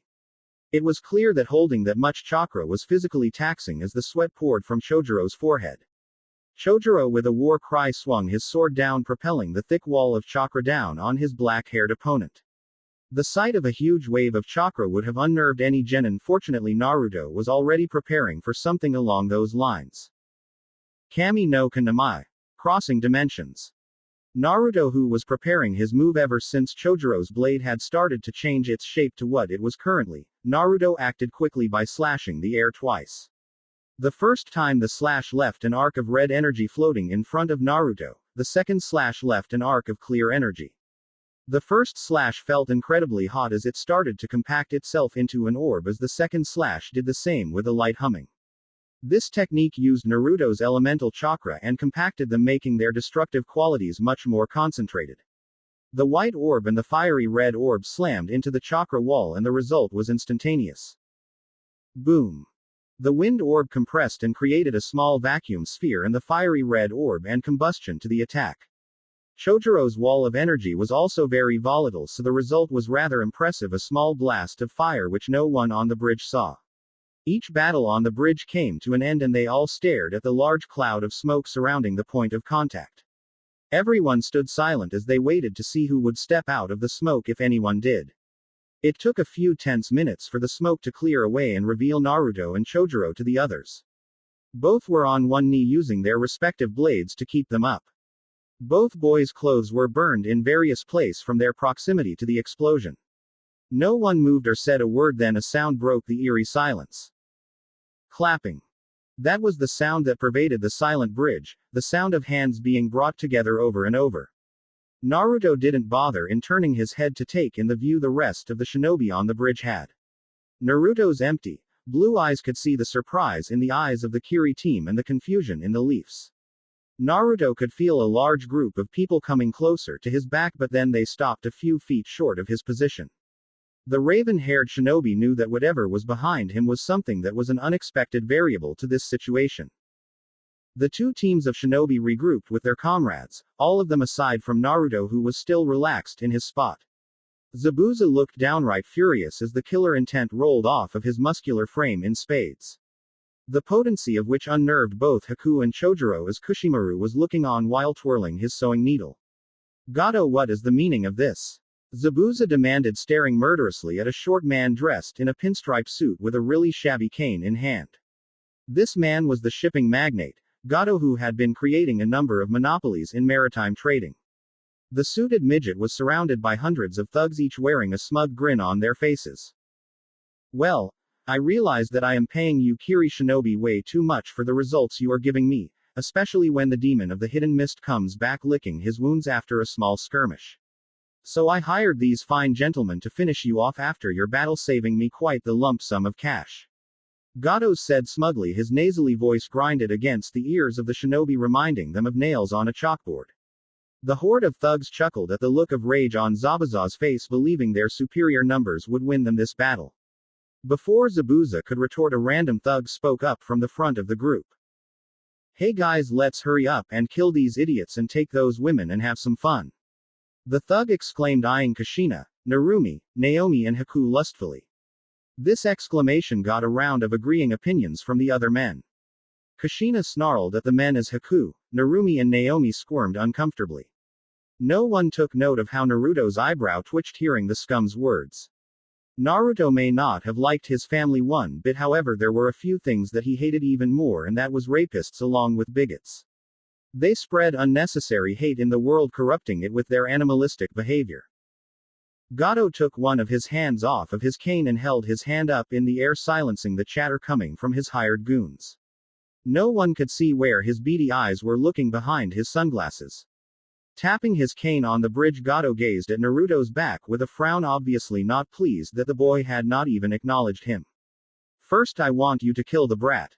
Gato ordered his labor force, pointing his cane at Naruto, who just stood up. Team 7, minus Sasuke and Sakura were ready to jump in and Zabuza and Haku looked ready to kill the slime ball themselves. You are nothing but a group of the blind being led by the blind. For your ignorance I shall remove you from existence. Naruto's ominous statement froze everyone on the bridge dead in their tracks. Naruto looked over at the shinobi who were watching him carefully as he hoisted Twilight up into the air, the metal glowing gray. Naruto quickly spun on his heels and slashed out diagonally, throwing a diagonal wave of gray-colored chakra with shimmers of a crimson energy embedded in the traveling slash. Each shinobi on the bridge were left wide-eyed seeing the energy slash rushing at Gato and his entourage, not believing Naruto could perform such a feat. Kami no Kanamai. Severance from the material world. The wave of gray and flickering crimson energy traveled through the mass of people and the sight was not pretty on the eyes. Due to the angle of the attack, the cuts were not clean through at the waist. Some of them men were missing arms, some were cut diagonally, creating two triangular shapes that when put together would make a whole piece.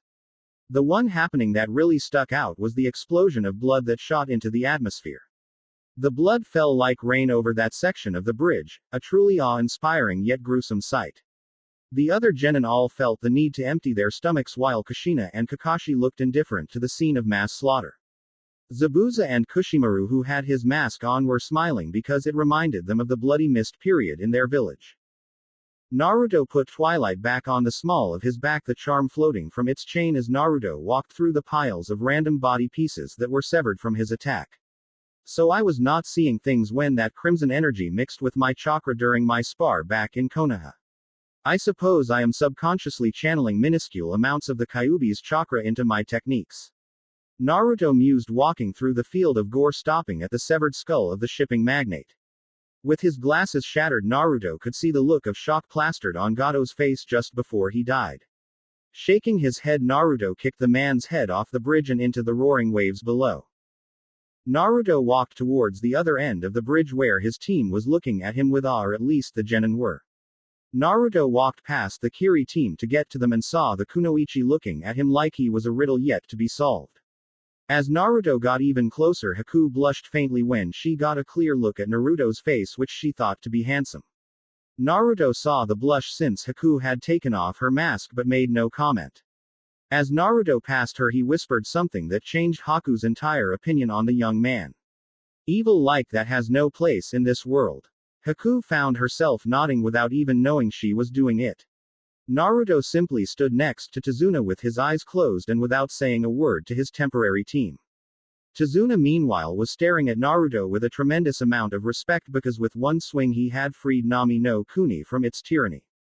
Tazuna came to a conclusion that the Great Naruto Bridge would be a wonderful name for the bridge. Kakashi stepped forward to meet Zabuza in the middle ground between the two teams. The two ranked shinobi stared at each other wearily before Kakashi gave an eye smile and Zabuza a smirk. Zabuza stuck his hand out for a handshake. It was fun battling with you, Kakashi Hatake. However, since our employer went back on the contract on and is dead, we have no reason to continue fighting each other. Zabuza said, shaking the scarecrow shinobi's hand.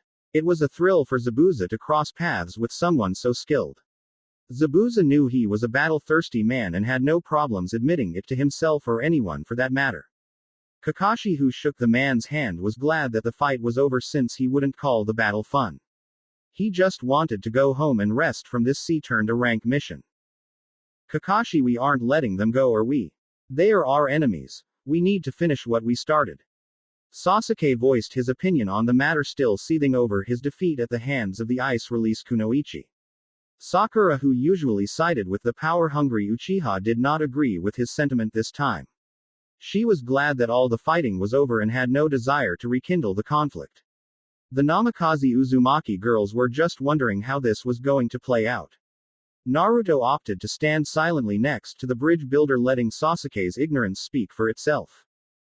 No, Sasuke, they are not our enemies, not anymore. They simply accepted a mission just like we accepted the mission to protect Tazuna-san. Now that their mission has been voided, we no longer have any problems with Kiri.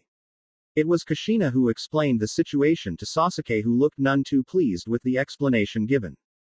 Though that does not mean we are on friendly terms with the Hidden Mist. It seems that report that the rebel forces had acquired the 7 swordsmen's help in the civil war were true. If they are accepting missions, then that must mean the war is over, and that means there will be a lot of animosity between the Leaf and Mist because we did not aid them. We were lucky we ran into Zabuza and not someone more interested in politics. Kakashi nodded his head, agreeing with Kushina's assessment of the situation the two teams of shinobi found themselves in. After returning the handshake, Team 7, Naruto and Tazuna walked back towards Tazuna's home, leaving the Kiri shinobi to walk in the opposite direction. It took the following week for repairs to be made to the pre-existing infrastructure of the bridge as well as the completion of the bridge. During that week, Naruto made sure to keep himself as scarce as possible as to avoid the conversations his so-called family would no doubt wish for. However, it was not something he wished to have, it would be useless. Team 7 and Naruto stood at the end of the now completed bridge facing down the citizens of Nami no Kuni. The mood was festive, and with good reason, because years of tyranny under the oppressive rule of Gato had finally come to an end. Naruto, who standing on the main land, watched on as his team conversed with Tazuna and his family. Seeing the talks were coming to an end, Naruto turned around and began the walk towards Konoha without saying a word. Naruto did not feel the need to say anything. He was not their hero and he had no desire to be either, but he couldn't shake the weird feeling that it was too late for that. Team 7, realizing that Naruto had already gone on ahead, hurried on to close the distance. "Father, what are we going to name the bridge?" Tsunami asked her father after watching Team 7 and Naruto fade from her vision. The rest of the citizens leaned in, also wanting to know what the name of the bridge that would return their home to prosperity would be. "We are going to name it after the kid who saved this country with a single slash of his sword. We will call it the Great Naruto Bridge." Naruto was sitting on the railing right outside of his small apartment inside of the red light district, enjoying the peace of the village when it was quiet. The sun was setting and the people were getting ready to retire and have dinner with their families. From this perspective, Naruto was truly reminded what the village was. The village hidden in the leaves was a beautiful place that just so happened to have terrible people living in it. However, that was a necessary evil for the village to maintain itself. Naruto reached behind him and angled twilight in a way so it would reflect the orange rays of light from the setting sun. This world is equal parts shadows and light, and this village is no different. Naruto found that his apartment was one of the nicest places in the village, and it was located in the heart of the red light district. The apartment was abandoned for reasons Naruto cared not to know, and it was in complete disarray, but a few ceiling arrays solved that.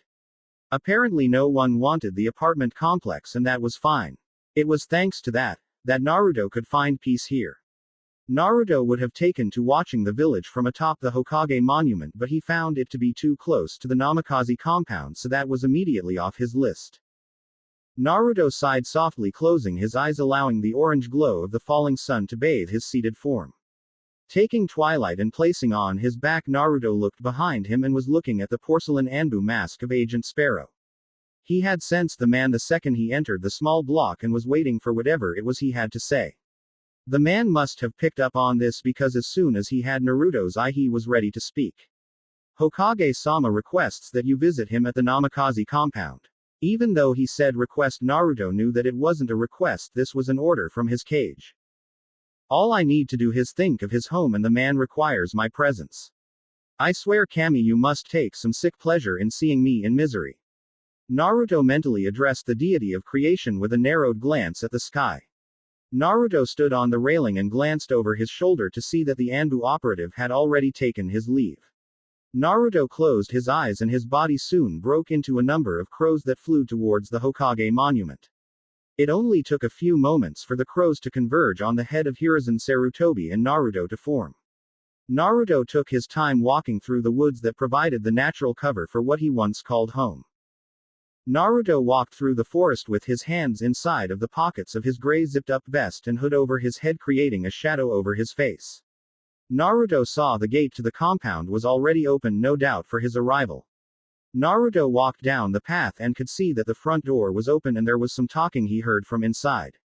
Naruto was only a few steps from having to face the unfortunate music when he heard a loud snort coming from his mind. Naruto just realized that the Kyuubi had been silent during the whole time in wave after their connection was made. "Hello, Kyuubi." The Kyuubi's eyes slowly opened up, hearing the voice of his pseudo-cantainer's voice for the first time. This told him that the connection they had created was successful and fully operational. The Kyuubi could feel the contempt rolling off of Naruto in waves and was curious as to why. It only took the Kyuubi a few moments to realize why, since he picked up the signature of that despicable man who sealed him away again. What is going on? Why are we here, Ninjin? The Kyuubi, just waking up, was in no mood for the foolish human pleasantries and wanted to know what was happening. Naruto let out the quietest of sighs as he walked up the steps to his one-time home, listening as the voices got louder and clearer. That man has requested my presence here as the Hokage, so I have no choice. It seems like they are trying to bring me back into the family, the fools. It looks like you will get a free show, Kyuubi, enjoy.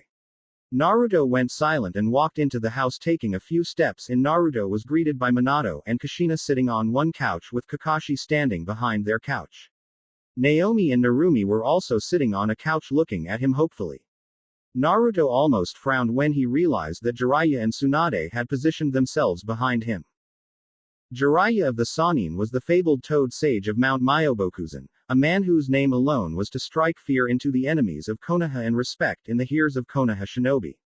He was one of the reasons Konoha was always one step ahead of the other hidden villages, him and his extensive spy network. He was also renowned as a teacher since his student had become the most powerful shinobi in this era. The other figure behind him was Tsunade, also a member of the Sannin. She was a legendary medic as well as a kunoichi who had saved many lives during the wars and the current head of the hospital in Konoha. Both of these people were supposed to act as his godparents but shirked on their responsibilities. Hello, Naruto. It was Minato that spoke first, trying to break the tension that had flooded the room from Naruto's arrival. Any conversation that was being had was immediately quelled when Naruto entered the compound and replaced by a silent intensity. Naruto's body language gave nothing away as he stared at Minato since he had spoken. He was ignoring the sad expressions on the faces of his so-called family. He was asked here by Minato, so he would let him do the speaking. Minato's sad smile grew a bit more, seeing how his son was looking at him like nothing more than a stranger. Kushina, being the more blunt and exuberant of the two, could not take the silence anymore and blurted out the reason for Naruto's presence. Naru-kun, please come live with us so that we can become a family again. Naruto turned his head to look at the red-haired Uzumaki who had just uttered a desperate plea. Naruto saw how the expressions of his family lifted, probably from the thought of returning to a family. Naruto remained stoic and brought his arms over his chest, one blue eye hidden by his black hair and the other boring into Kushina with a cold intensity. Naruto did not even need to think about how he was going to respond to his mother's question because the answer was clear as can be to him. No. Everyone in the room stared at Naruto with different expressions on their face, but they didn't expect a one-word answer. Any hope that the family was feeling was instantly squashed under Naruto's blank, emotionless tone. Naruto could feel the two Sannin behind him frowning deeply at his words but did not care. To Naruto, no one in the building at the moment had any significant value to him. Naruto felt a sudden wave of killer intent coming from behind him and saw Jiraiya move to stand by Kakashi looking quite pale. It didn't take a genius to figure out where it was coming from. Behind Naruto stood a very angry female Senju who was trying her best to restrain herself from making Naruto a stain at the end of her fist. The brat in front of her had a family practically begging him to come back home and he said no. Tsunade thought about how lucky Naruto had it. After losing her brother and lover in war, she was denied that chance by death, but he had a chance and said no. Listen here, brat, you are going to come back and live with Minato and Kushina-chan, and then you are going to give your mother a hug. Stop acting like a spoiled brat and do the right thing and live with your family. Naruto closed his eyes and took a few calming breaths lest he let his Sharingan activate from the sheer intensity of the anger he was feeling.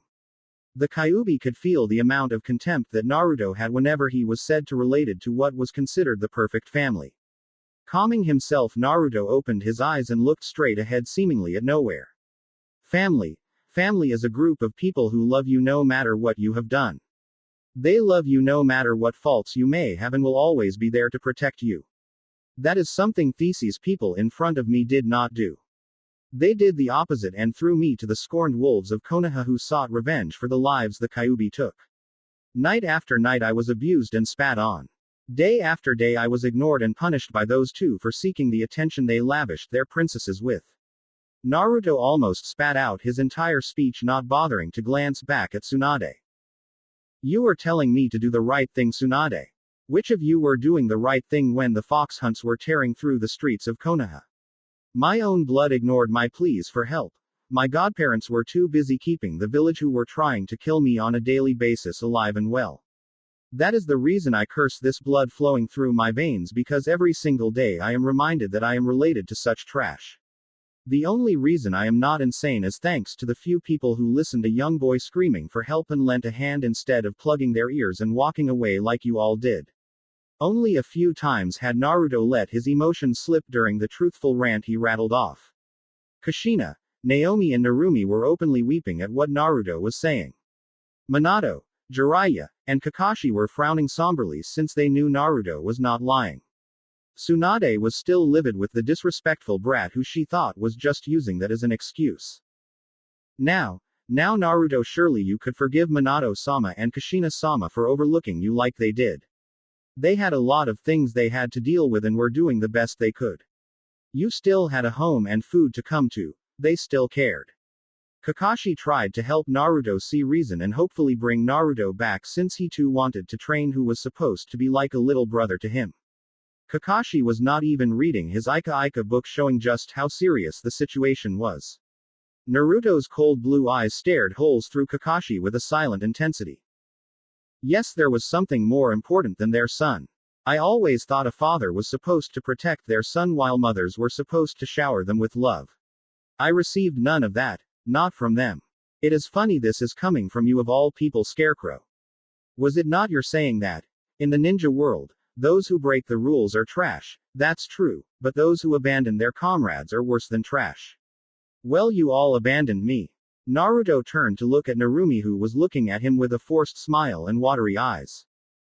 On the day I chose to make my life better was the day of our birth, yet I had no importance on that day. I left and no one noticed until they found the letter I left in my excuse of a room. There was one person who made an effort even if it was late. Naruto reached behind him and pulled out Twilight and held it so that the ornament that consisted of two kunais that crossed over each other at their tips was lying on his palm for all to see. The one kunai on the left was a pure white while the kunai on the right was a jet black. Under the kunai was a red Uzumaki swirl that was connected to the loops on the kunai handles. The initials UN were etched into the Uzumaki swirl in black and white to match the kunais above. This is the reason I will talk with Narumi in public or on missions, however she is the only one. The only one who had proven to be truly remorseful before my disappearance. This doesn't mean we are family, but this means we are something. Naruto himself wasn't sure what they could be or if they would be anything. He needed to get out of this place now and needed time to think. Turning around after fastening Twilight back in place, Naruto took a step towards Tsunade, who was still in front of the door when he felt someone gripping his shoulder. Naruto, this is my fault. It was thanks to me that your parents neglected you all so we could help nurture the savior of the world. The toads have told me of a prophecy long ago and I thought it was one of your sisters who were to be the savior, yet the prophecy has changed. The toads have told me of a prophecy of a man. Jiraiya was cut off as Naruto brushed his hand off of the shoulder and turned around with his eyes closed. I can see just fine with these eyes of mine, Toad, and it shows me the brutal truth that we as humans hide behind. Naruto said ominously with his eyes shut, very telling of what he was thinking of the shinobi world. Kyuubi, can you channel your chakra to my eyes just enough to alter them? Naruto requested calmly of his tenant. The Kyuubi did as he asked and Naruto opened his eyes, showing the blue eyes red and slit much like the Kyuubi's own. Jiraiya winced at the sight and released Naruto's shoulder. Naruto turned to see the stubborn female Senju still in his way. Minato, who saw the anger in the bestial eyes of his son, frowned at his own failure to be a father. Vowing to himself to try and make amends with Naruto at any opportunity, if only so he could maybe call Naruto a friend at least, that was his hope. Minato saw Tsunade still in Naruto's path and hardened his blue eyes to match what Naruto would normally look like. Tsunade, stand down. Minato ordered the Senju, who looked at him defiantly, clearly not happy with the order, her eyes glancing over to Kushina, who was giving her the same look as Minato. I said stand down now. Minato repeated himself, flaring his chakra to put an immense pressure directly on Tsunade, who began to sweat lightly. It was just a reminder why Minato Namikaze was even more feared than the Sannin. Relenting, Tsunade moved aside and Naruto walked out of the house without saying a word to anyone. Everyone in the room had their own thoughts about what had just happened. The Namikaze Uzumaki family and Kakashi all saw that there was a flicker of hope for a united family. Jiraiya was pondering how Naruto referenced his eyes during their brief interaction, and that reaffirmed his belief that the prophecy spoke of Naruto. Tsunade was slowly calming down but had a clear distaste for the eldest son of the family. Meanwhile, the Kyuubi was thinking about what just happened between his container and his family. Why did I give him my chakra so freely back there? Even if it wasn't for power's sake, I still gave it away. Why? HMPH. I did it to see the fear in those Ningen's faces at the sight of my eyes. That's why. Even unknown to the powerful chakra beast, he had something akin to respect for the scorned child of the Hokage. It was something the Kyuubi had never felt before since the Sage of Six Paths, and had forgotten what it was, but it was there. It had been a handful of months since Naruto had returned to the village hidden in the leaves, and Naruto made himself as busy as possible. Naruto had accomplished an impressive number of D-rank missions during that time. The easiest was when he was assigned to capture the demon cat Tora, who had just jumped into Naruto's arms and got comfortable when he had approached. He had done this mission a number of times, and apparently the cat had taken a liking to Naruto, not that he minded all that much. Naruto had realized that animals just naturally drifted to him when he was called to the Inuzuka compound to assist Hana with taking care of the sick or injured ninja hounds. All the pups seemed to react to Naruto's presence. It was like the animals could see right through Naruto's outer cold facade to the warmth underneath. Naruto, since he did not have a team, usually had to take the C-rank missions with the other genin teams, which were unique experiences to say the least. Naruto was assigned to Team 8 to travel to the land of Tea to deliver a message. The delivery was not a problem, but once they got to their destination they found out some unexpected news. Apparently a group of bandits had been terrorizing the countryside and requested their help.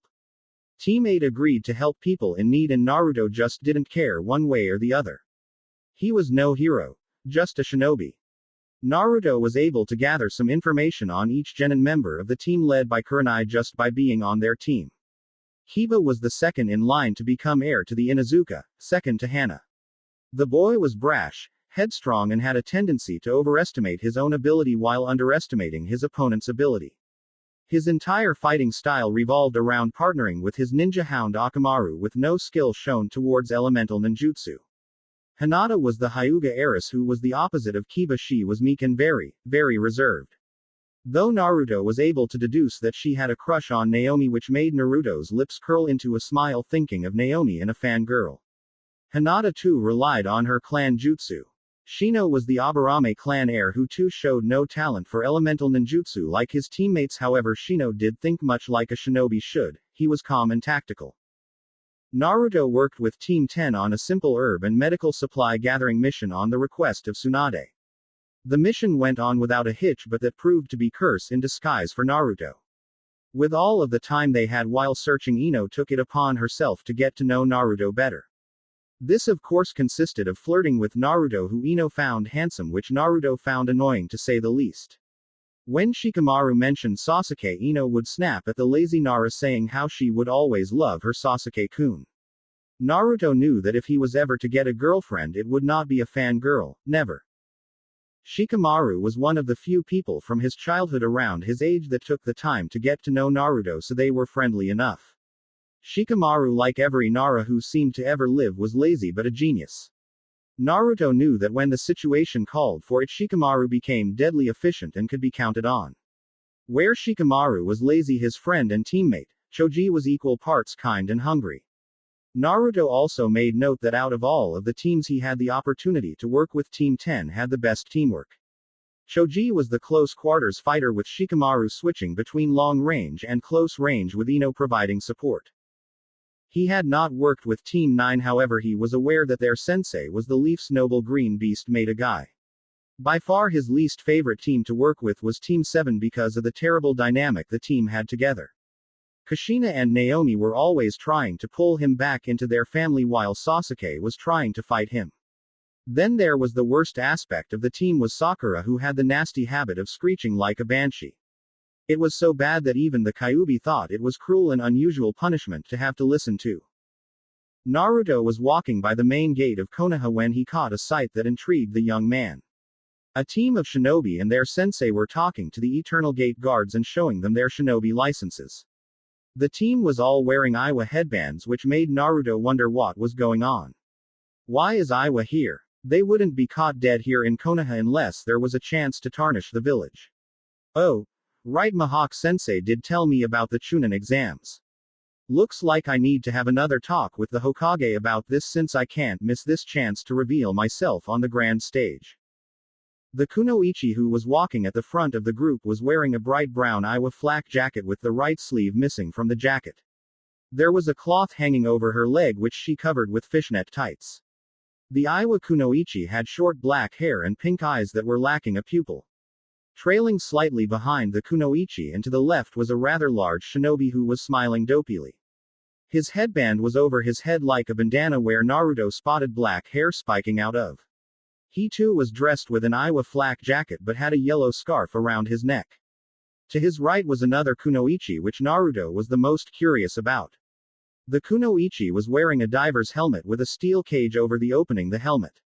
Naruto could see her gray eyes looking around the village, walking silently behind her teammates. Naruto noticed how there were tubes going to each end of the helmet, and Naruto could see a green substance going into the helmet, which made him even more interested in the kunoichi. Naruto could see that she was attractive with her face, and as her flak did little to hide her D-cup bust, Naruto's eyes met hers and she smiled and winked at Naruto, which only confused him. Seeing the Iwa team gone in the distance, Naruto let out a dreary sigh and looked up into the sky almost pleadingly. I hope you are ready to see me suffer once more, Kami. Naruto stated to the sky mentally, and just then a wind blew by, blowing Naruto's bang with the direction of the wind. Naruto just silently cursed the forces of nature for laughing at his plight before disappearing in a crow shunshin. Minato was sitting behind his desk reading over the details for each stage of the upcoming Chunin exams and making changes where he thought there should be changes. Finishing with the first stage, Minato suddenly felt a signature entering his office, followed by a swarm of crows. Minato closed up the file he was about to go over and calmly waited for his son to finish his entrance, one he experienced a number of times since his return.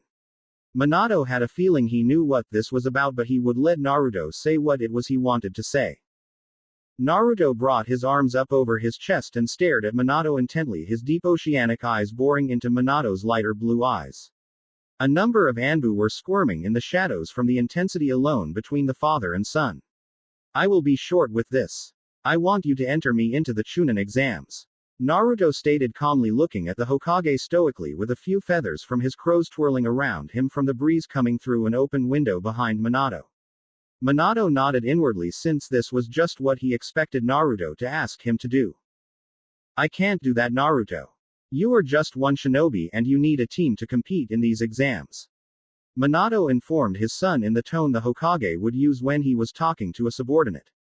What Naruto's file showed was a shinobi with excellent fundamentals and exceptional swordsmanship, but nothing else. However, Minato was not fooled. He was sure if Naruto was to compete in the exams, he would learn much more about Naruto.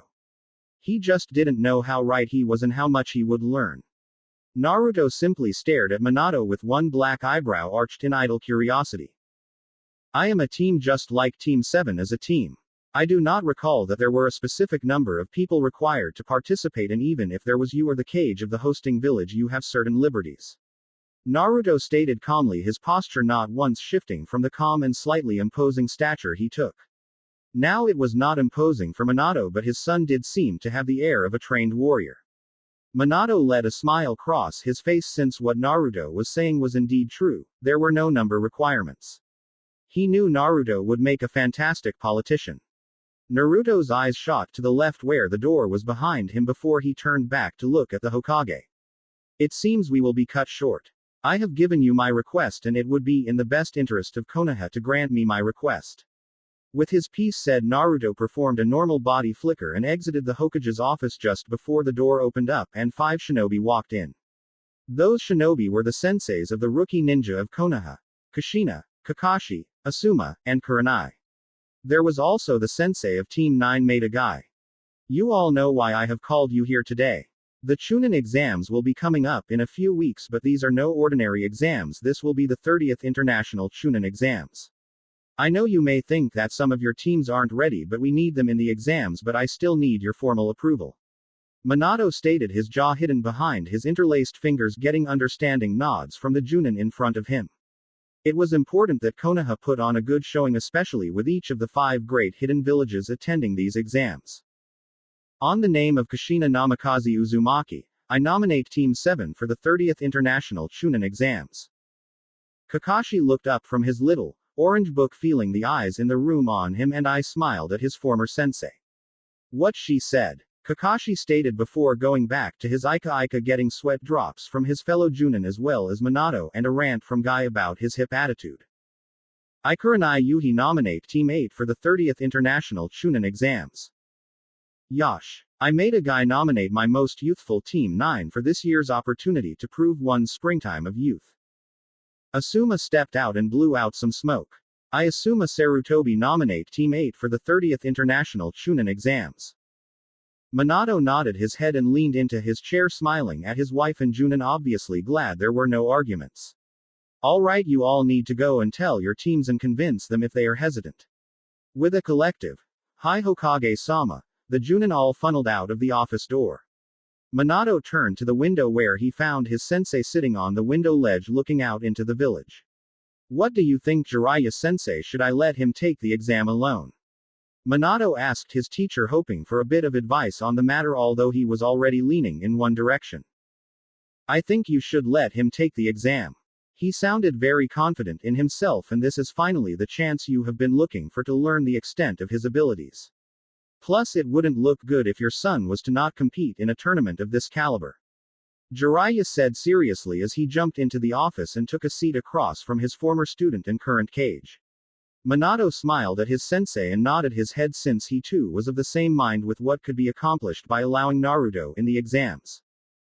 That is what I was thinking as well.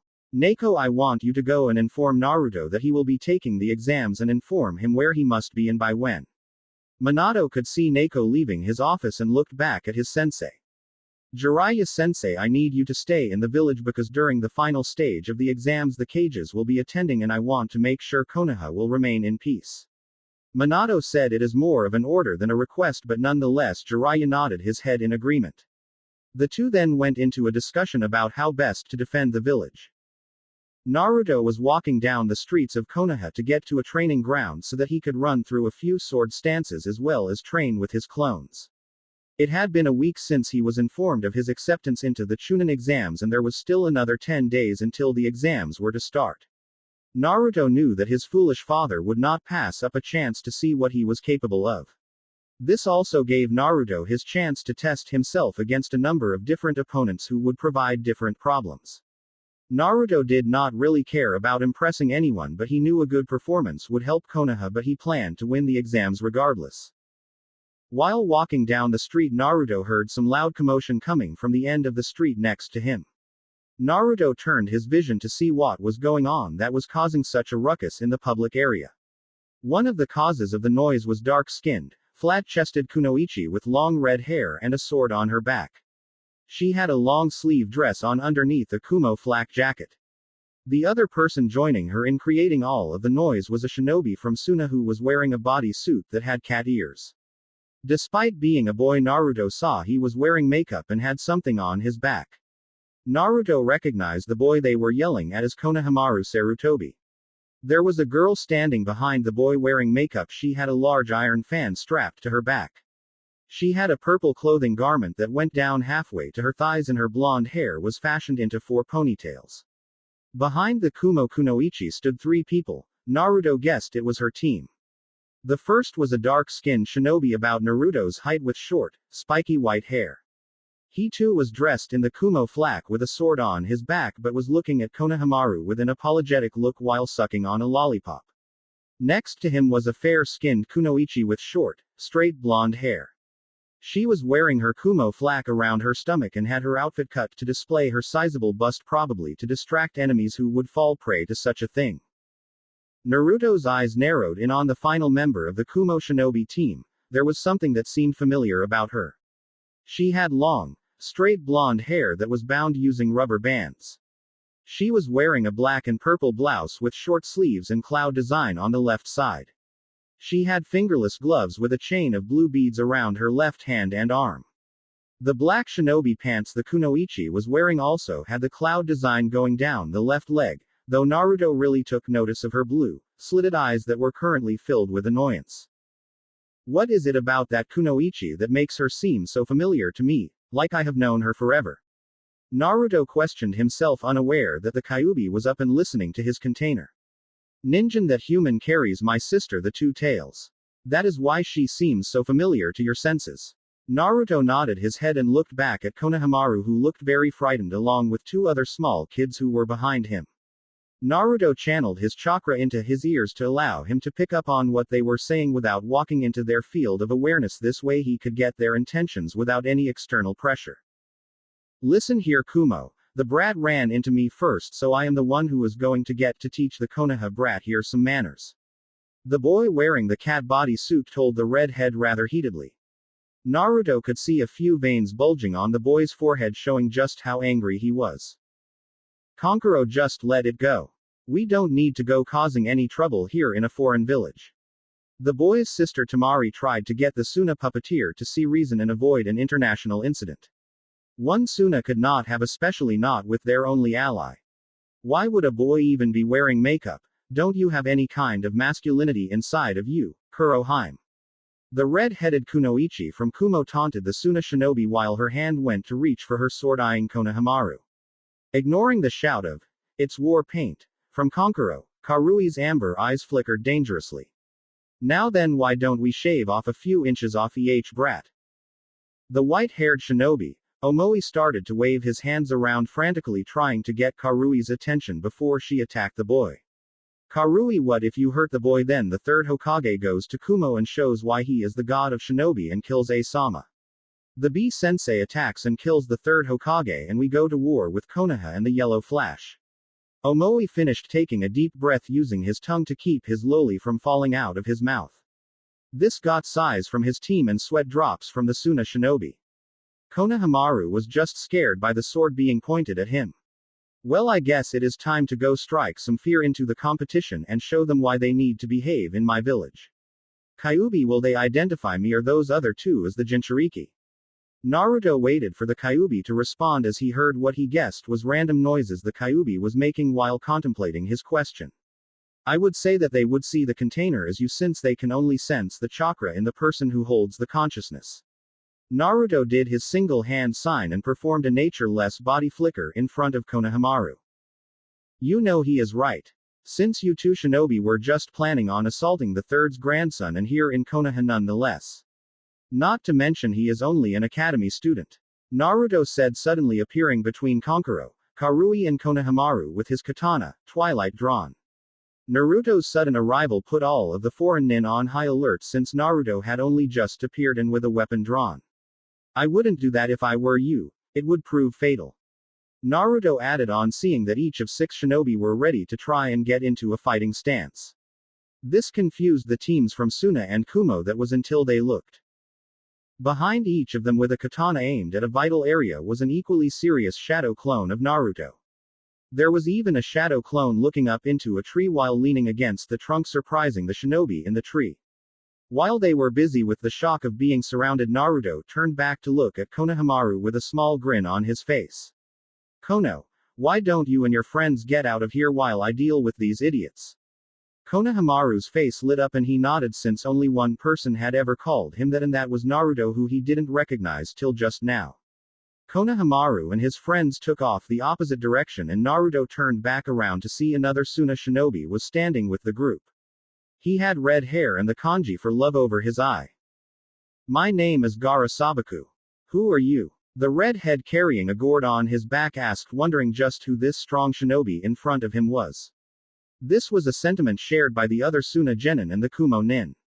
Naruto stared indifferently at Gaara, which made the boy's eyes narrow at Naruto, since it reminded him of his childhood. Blood. I want his blood. Gaara chose to ignore his mother this time, for now at least. Nibby, just who is this guy? Yugito asked her own tailed beast curiously since it seemed like he was familiar to her. I don't know kitten, but I do know he holds the Kyuubi's chakra inside of him. I believe he is suppressing it, but that is only because it is so faint. The Kyuubi. Great, and Karui just had to go and annoy the guy. Yugito thought as she looked at Naruto much more wearily than just moments before. Naruto looked at Gaara as his shadow clones disappeared in small clouds of smoke, letting the other shinobi minus Gaara breathe a sigh of relief. My name is Naruto, and let me give you all a saying that applies during your entire stay here in Konoha. Naruto said with a fake smile on his face as he released some of his own power that weighed down on the shoulders of each of the genin. There was no malicious intent behind the pressure, it was just pressure. Each of the genin had a bead of sweat trickle down their foreheads. I know that 2 of you are Jinchurikis, so I will only say this once. A tanuki cannot play dead to avoid a kitsune, and the cat cannot scratch the fox in its den. With that, Naruto vanished in another shunshin, leaving the groups minus the Jinchuriki wide-eyed. Kitten, did you feel that? That was just his power forcing you down. There was no sign of the Kyuubi's chakra.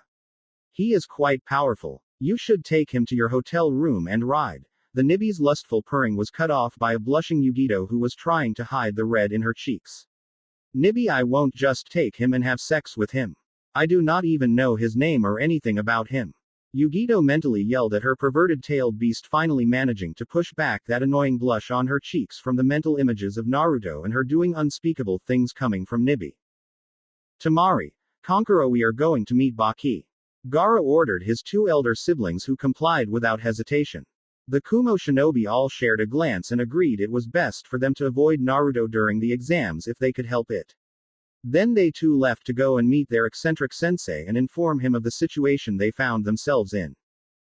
Naruto was sitting on his bed in a meditative position in just his shinobi pants, eyes closed, as the room slowly grew dim from the lighting seals placed on the walls. Naruto was currently sitting in his mindscape having a conversation with his resident tailed beast. Tell me, Kyuubi, who should I look out for out there? Naruto asked, seeking the large kitsune's advice on the matter since it would be foolish not to use a 1,000-plus-year-old resource. The Kyuubi, who was resting on his front 2 paws, looked at Naruto as if he was an insect, but in the end relented. Nibi probably advised her container to avoid challenging me since she was always a smart one, unlike that fool the 4 tails. Anyways, if I had to guess, you would probably need to beat down that sand brat since Shukaku was always a bloodthirsty fool with an inferiority complex. The only place he could prove to be a true threat would be in the desert, where he has tons of sand at his command. The Kyuubi told Naruto, who was listening intently to the Kyuubi's informative, closed his eyes and opened them up, showing his 3 Tomo Sharingan. It turns out that in the mindscape they would activate on their own, much to the Kyuubi's ire, but he eventually accepted that since Naruto proved to have no desire to control him. Alright, so then Gaara will most likely be using sand-based techniques. He will probably have the sand in that gourd he was carrying on his back. That means he has a fixed amount of sand at his command. Naruto said to himself, just for the sake of having the information in his head in case of a conflict between he and his fellow human sacrifice. Can you tell me anything about the Nibi? I mean, we wouldn't want to be bested by any of the inferior beasts, would we? Naruto asked, playing on the Kyuubi's great pride, something he shared with the Kyuubi since he did not like to appear weak either. The Kyuubi's eyes narrowed at Naruto before his large mouth opened up with a very vulpine-like grin, showing his large, gleaming teeth. The one tail the Kyuubi had gotten back was flickering back and forth with amusement. Of course, neither of those 2 is as strong as I am, Ninjin. I am the Kyuubi. I am the incantation of destruction. I have not done combat with the Nibi in ages since she has priorities in other things, but I do remember her affinity to fire was second only to mine. Naruto nodded his head, but it seemed like the Kyuubi had one last nugget of information to add on to this discussion. I also remember hearing when I was sealed inside of that woman that the 8 tails had become partners with a human from Kumo. It would make sense that he would have taught the girl to partner with Nibi. Shukaku wouldn't have paired with the Suna brat, so you won't have to worry about that. The Kyuubi chose not to call Kushina, Naruto's mother, remembering how volatile Naruto would get. That, and he had no wish to test Naruto's ocular prowess in his state of frown, hearing that the blonde from Kumo could possibly use her Biju's chakra to aid her, but then again Naruto had his eyes, so it might not be such a problem. Only an actual conflict would tell who would win out. Naruto slowly let his eyes open again, and instead of a sewer, Naruto found himself looking into his bedroom in the house in the red light district. Naruto ran his hand through his jet black hair with a sigh. Standing up, Naruto walked to the bathroom where he started his shower and looked into the mirror over the sink. Letting his Sharingan roar to life, Naruto stared intently at his own reflection. Soon, very soon, the whole world will know just how great of an impact I can make on this world. Taking a deep breath, Naruto let his red eyes fade back to the blue eyes he was born with. Naruto took a step into the shower and let the warm water wash over his body and relax his sore muscles. Konoha always loved the look underneath the underneath, saying so I hazard to guess that will be the first or second stage of these exams. Then after that probably a survival stage to thin the numbers down a bit before a final tournament. The tournament will allow the villages to showcase their shinobi and by extension their strength. Naruto closed his eyes for a moment to relax before finishing his shower and heading off to bed. 10 more days and then I will have a whole new set of problems to deal with, but it is a necessary evil. Naruto closed his eyes and in a few minutes Naruto drifted off to sleep. Naruto was standing in front of the Hidden Leaf Academy looking at the building impassively from under his hood. Now Naruto had not attended the academy since Mihawk had come to take Naruto from Konoha the year he was to join the academy. For some reason Naruto just thought they probably taught something stupid like Konoha during times of peace, which is why none of the shinobi in the exams outside of Team 7 knew any elemental ninjutsu. Naruto shook his head since it was amazing that Konoha could remain where it was with such a weak generation of shinobi. They truly needed to pick up their training if they wanted to surpass the last generation. However, that was not Naruto's problem. His only problem, if it could be called that, were these exams. These exams brought shinobi of all kinds from different corners of the world here to Konoha to show everyone watching what they could do. Naruto could only smile with anticipation at the number of strong opponents he may be able to fight. Naruto found the talent in Konoha sorely lacking and hoped the other villages could provide genin who would pique his interest. That did not matter at the moment, however, since to get there Naruto had a few other stages to run through before then. Showtime.